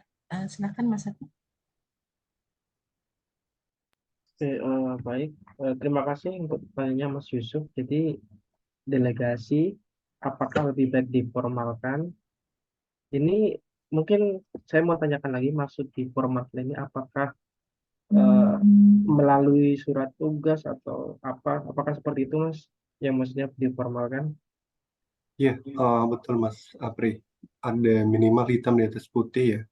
Sehingga Oke, nanti kalau misalnya tidak tercapai bukan tujukan gitu, tapi oke, saling bertanggung jawab. baik. Oke, terima kasih Mas Yusuf. Jadi di sini kami eh, berpendapat bahwa hal ini bergantung pada sifat tugasnya nih, atau sifat pekerjaannya. Yang pertama, apakah dia sifat tugasnya urgent, tingkat kepentingannya segera, sangat segera. Nah, berarti kalau sifat tugasnya sangat segera, hal itu membutuhkan eh, formalisasi ya, yang artinya agar pemimpin dapat melakukan pengecekan atau tracking bagaimana penyelesaian tugas tersebut. Itu yang pertama. Yang kedua, ini juga bergantung pada sifat tugasnya rutin atau ad hoc ya. Nah, kalau rutin sudah jelas dia butuh formalisasi dari delegasi ini, karena tugas rutin ini juga sama, pemimpin butuh pengecekan atau tracking sejauh mana tugas rutin tersebut tetap dilaksanakan ataupun sesuai jalurnya seperti itu. Nah, kalau misalkan kita lihat tugas ad hoc kan kebanyakan misal kantor sedang membutuhkan untuk pembuatan video profil kantor. Nah, karena tugas yang ad hoc ini mungkin delegasi formal tidak terlalu dibutuhkan gitu. Seperti itu Mas. Jadi bergantung sifat tugas yang diberikan. Mungkin begitu Pak dari saya. Ada tambahan Pak Imam? Terima kasih. Oke, ya. Oke. Jadi tidak harus formal ya, delegasi itu boleh informal, tetapi memang harus fair, penting harus fair, bahwa walaupun tidak tertulis, tidak ada kontrak, tidak ada surat tugas, ketika seseorang ngasih kerjaan ke anak buah, ya seharusnya otomatis dia ada ada imbalan gitu, ada reward. Mungkin tidak harus finansial ya, tapi sesuatu yang ekuivalen lah begitu. Tapi tidak melanggar peraturan lah pastinya ya. Jadi selama dia tidak melanggar peraturan, maka boleh kita melakukan delegasi yang sifatnya tidak informal. Tapi kalau misalnya ini tergantung lagi ya, kalau misalnya industrinya itu industri yang highly regulated, yang apa namanya tanggung jawabnya jelas, sudah formal, maka justru nggak boleh kita delegasikan secara informal. Itu malah nanti akan jadi melanggar, misalnya melanggar SOP atau melanggar kewenangan gitu ya. Jadi tergantung, seperti tergantung ada di industri mana. Kalau industri mungkin startup ya, startup atau memang sektor-sektor industri yang fleksibel, yang agile gitu ya, yang memang apa antar antar uh, mungkin uh, tugas dan kewenangan itu bisa dengan mudah didelegasikan tanpa melanggar aturan-aturan, maka silahkan aja melakukan delegasi yang informal, tapi tadi harus fair. Itu kalau misalnya mungkin di birokrasi ya, kalau saya birokrasi itu sangat formal, dan apa ya, mungkin ada tugas-tugas yang informal yang bisa didelegasikan tanpa melanggar aturan, itu boleh-boleh aja. Tapi kalau tugas pokok yang formal terus didelegasikan dengan melanggar aturan, nah itu nggak boleh. Itu mungkin itu harus dijelaskan, harus di highlight, jangan sampai oh kita kan mendelegasikan ini untuk kebaikan, untuk pengembangan anak buah kita, itu nggak boleh. Kalau untuk kalau dengan melanggar peraturan organisasi, itu namanya bukan delegasi. Tadi sekali lagi itu namanya uh, apa ya, uh, gaji buta ya, makan gaji buta. Oke, tapi apa namanya ya begitulah. Mungkin gimana Mas Yusuf? Mungkin ada yang mau ditambahkan? Baik Pak, ada insight insight baru sih Pak. Hmm. Soalnya kadang memang eh, ada yang bilang apa ya, over delegasi gitu loh Pak. Jadi ya ke orang-orang itu Betul, betul. Ya, micromanagement juga nggak bagus ya. Micromanagement artinya semua kerja anak buahnya di handle oleh atasan, jadi kadang atasan nggak berani lepas. Padahal itu tanggung jawab anak buahnya. Tapi kalau sudah ada delegasi secara formal, sudah ada assignment of authority atau kewenangan ya, ya harus didelegasikan. Tapi jangan sampai kewenangan pokok pemimpin yang harusnya nggak boleh didelegasikan malah didelegasikan. Itu namanya tadi mungkin over delegation atau eksploitasi ya sebenarnya. Mungkin kalau over delegasi, bahasa halusnya, bahasa realnya ya eksploitasi namanya. Mungkin seperti itu. Oke. Terima kasih Pak. Oke, jadi itu sesi tanya jawab ya. Mohon maaf hanya 3 karena kita ada satu aktivitas terakhir ya. Tadi saya katakan bahwa dari semua skill development of others, yang paling penting dimiliki oleh atasan itu adalah skill memberikan feedback. Menurut saya ya, karena coaching, kemudian team building, kemudian apa lagi, semua ya, jadi goal setting, semua itu intisarinya pasti harus ada komunikasi, harus ada pemberian feedback bagi anak buah. Dan apa namanya ya, yang yang menurut saya yang paling memberikan dampak positif terhadap potensi anak buah ya adalah ketika seorang pemimpin itu bisa memberikan feedback yang benar, yang baik dan benar. Mungkin ada sedikit exercise, jadi bentar saya copy dulu. Ini saya ada 5 skenario, saya copy ke chat aja. Saya copy ke chat. Sebentar. Ini baru saya.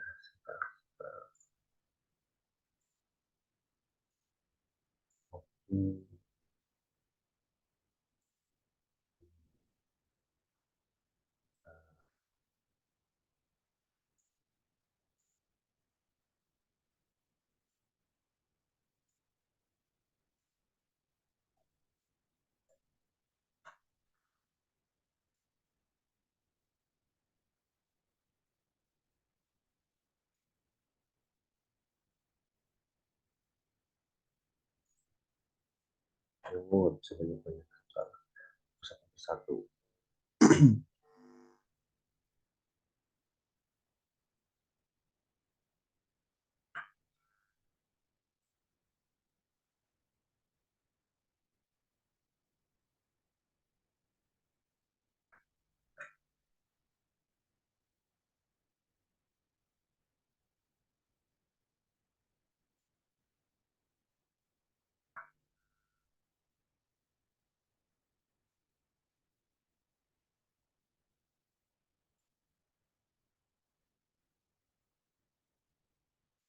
Oke, jadi di chat saya udah kirim ada 5 skenario ya.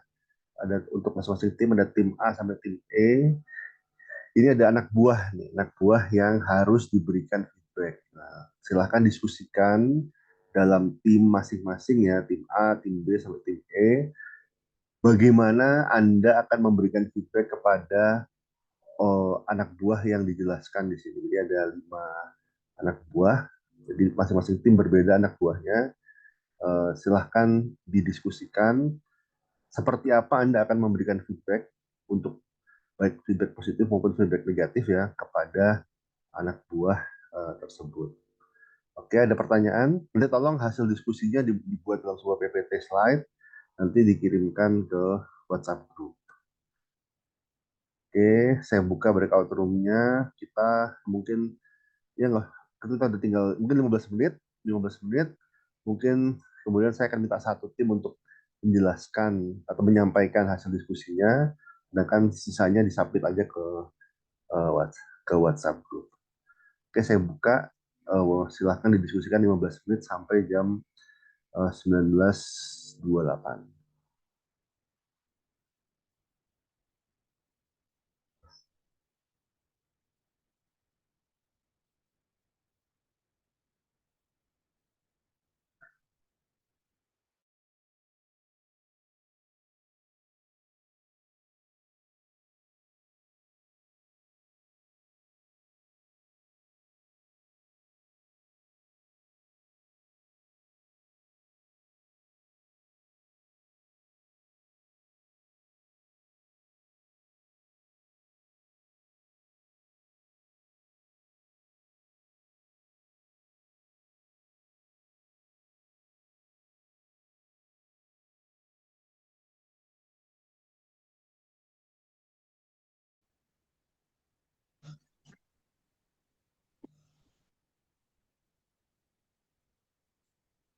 Oke, selamat datang kembali di main room ya.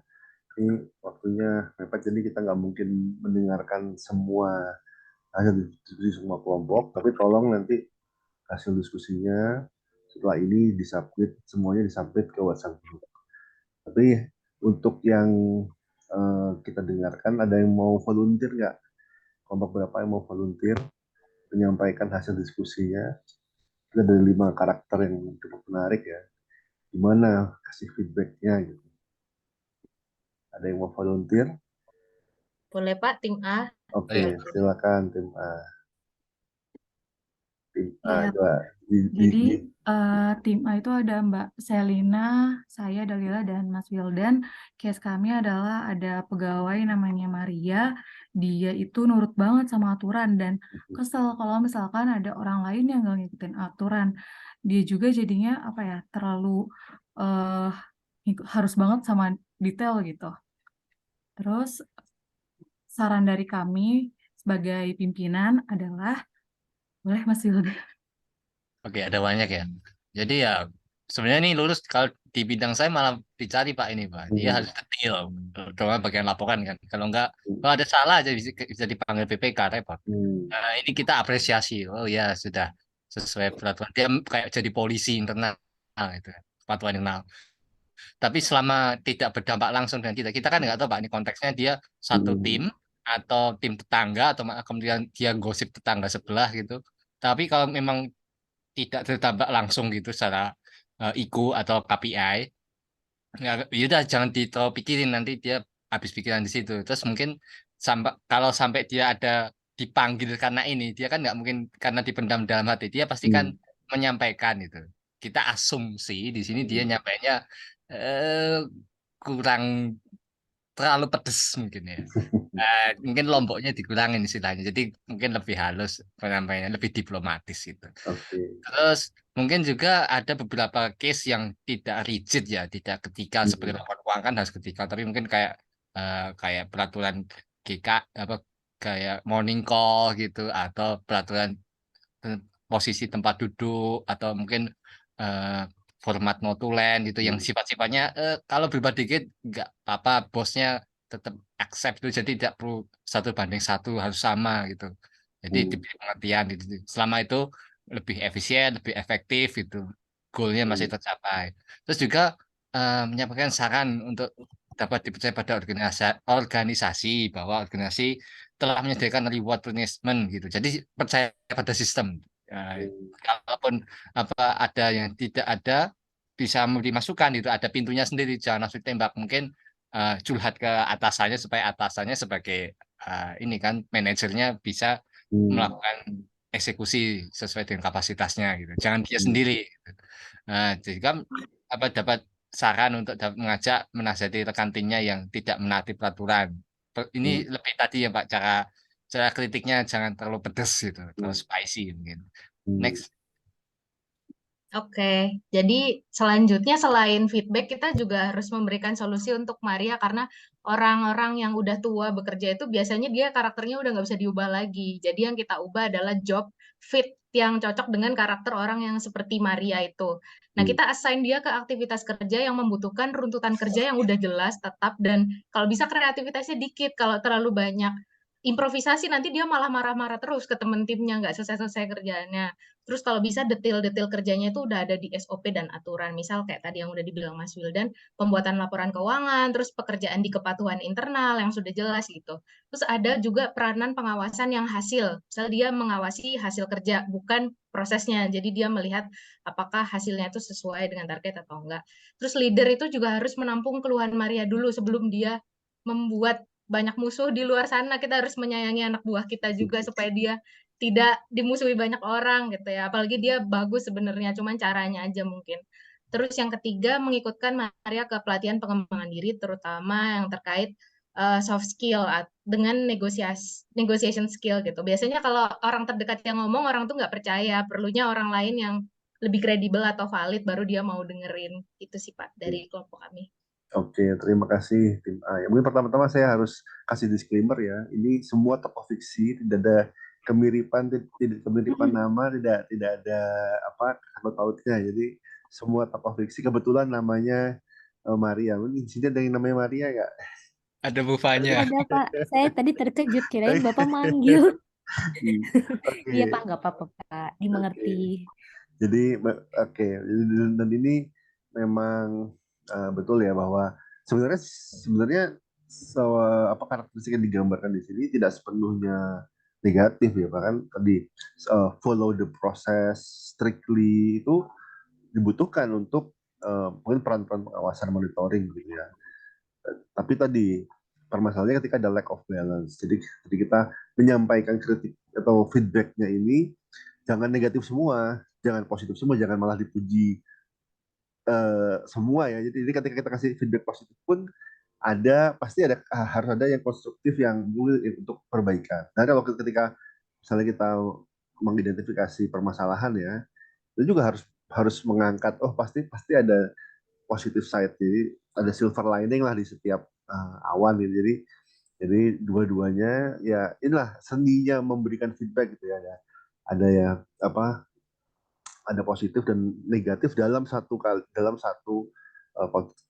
pemberian feedback, karena in the end ya pasti tidak ada yang sempurna ya, pasti sesuatu yang positif mungkin ada negatifnya, sesuatu yang negatif mungkin ada positifnya. Jadi itu, dan highlight poin-poin apa yang harus diperbaiki. Jadi misalnya ada lack of balance, misalnya tentang detail ya, artinya itu mungkin kita bisa memberikan, kita harus lebih mempertimbangkan ya, apakah harus sedetail itu, apakah cukup aturannya secara umum saja. Nah itu mungkin bisa di highlight. Jadi fokus kepada apa yang menjadi permasalahan inti. Jadi jangan kemana-mana juga. Kadang orang kasih feedback ingin memberikan positif dan negatif malah kemana-mana ya. Fokus kepada apa yang menjadi masalah, tapi kita harus bisa melihat dari dua sisi. Jadi ada yang kita uji positif side-nya, kemudian ada yang kita highlight, kita encourage untuk diperbaiki untuk negatif side-nya. Itu memang sekali lagi ya tidak mudah memberikan feedback itu ya. Makanya pemimpin yang mampu memberikan feedback itu sangat berharga, karena dia dengan seperti itu anak buahnya itu akan menjadi lebih baik. Bandingkan dengan pemimpin yang diem aja, saya nggak mau kasih feedback, yang jelek langsung saya pecat aja deh. Atau yang bagus ya itu sewajarnya dia bagus, harus ini kita kan institusi yang prestisius, masa bisa-bisa aja harus bagus. Jadi nggak muji, tapi nggak ketika ada yang bagus nggak dipuji, ketika ada yang bermasalah mungkin langsung SP atau langsung kasih sanksi tanpa memberikan feedback terlebih dahulu. Itu bukan pemimpin yang baik. Pemimpin yang baik ketika ada anak buahnya yang perform beyond expectation, kita berikan apresiasi gitu. Makanya kalau positif feedback kita boleh memberikannya di depan umum ya, tapi jangan berlebihan juga, jangan sampai kemudian gara-gara itu kita membuat dia terkucilkan. Wah, ini si fulan ini anak emas gitu. Jangan seperti itu juga. Tapi kita boleh memberikan pujian di depan umum, tapi kalau kita memberikan nasihat atas kritik negatif untuk improvement itu tidak boleh di depan umum, harus secara personal, harus one to one, dan menyampaikannya juga harus personal, tapi jangan emosional. Jadi harus digaris bawah, kita memberikan masukan jangan secara emosional. Kalau misalnya ada emosi di kita kesal dengan kesalahan seseorang, jujur jangan kasih feedback dulu, tunggu kitanya tenang dulu, tunggu yang dikasih feedback juga tenang dulu, karena kadang-kadang timing itu penting. Jadi dalam memberikan feedback, timing itu penting. Terlalu cepat nggak baik, terlalu lama juga nggak baik. Terlalu cepat kita masih stres, masih emosi, kita ngomong yang sesuatu yang benar mungkin ya, tapi tidak diterima dengan baik. Atau kalau terlalu lama, udah setahun yang lalu kita tetap telat gitu kan, udah lupa apa yang harus diperbaiki. Jadi timeliness itu penting, timing. Ketika kasih feedback jangan terlalu lama, tapi jangan, terutama kalau emosi masih tinggi, mending kita cooling down dulu. Setelah sudah cool down, baru kita kasih feedback yang minim emosi. Jadi itu yang bisa saya garis bawahi. Terus teman-teman yang lain tolong disubmit hasil diskusinya ya untuk memberikan feedback ke WhatsApp group. Terus kelompok E sudah mengirimkan PPT slide-nya ya, tapi kemarin kelompok A sepertinya belum. Jadi tolong kelompok A menyampaikan PPT slide yang minggu lalu ke WhatsApp group buat jadi bahan pembelajaran kita semua. Mungkin itu saja dari saya, sudah jam 9.38. Terima kasih banyak. Sampai ketemu minggu depan. Selamat malam. Assalamualaikum warahmatullahi wabarakatuh. Waalaikumsalam. Terima kasih, Pak. Sama-sama. Terima kasih, Pak. Yuk.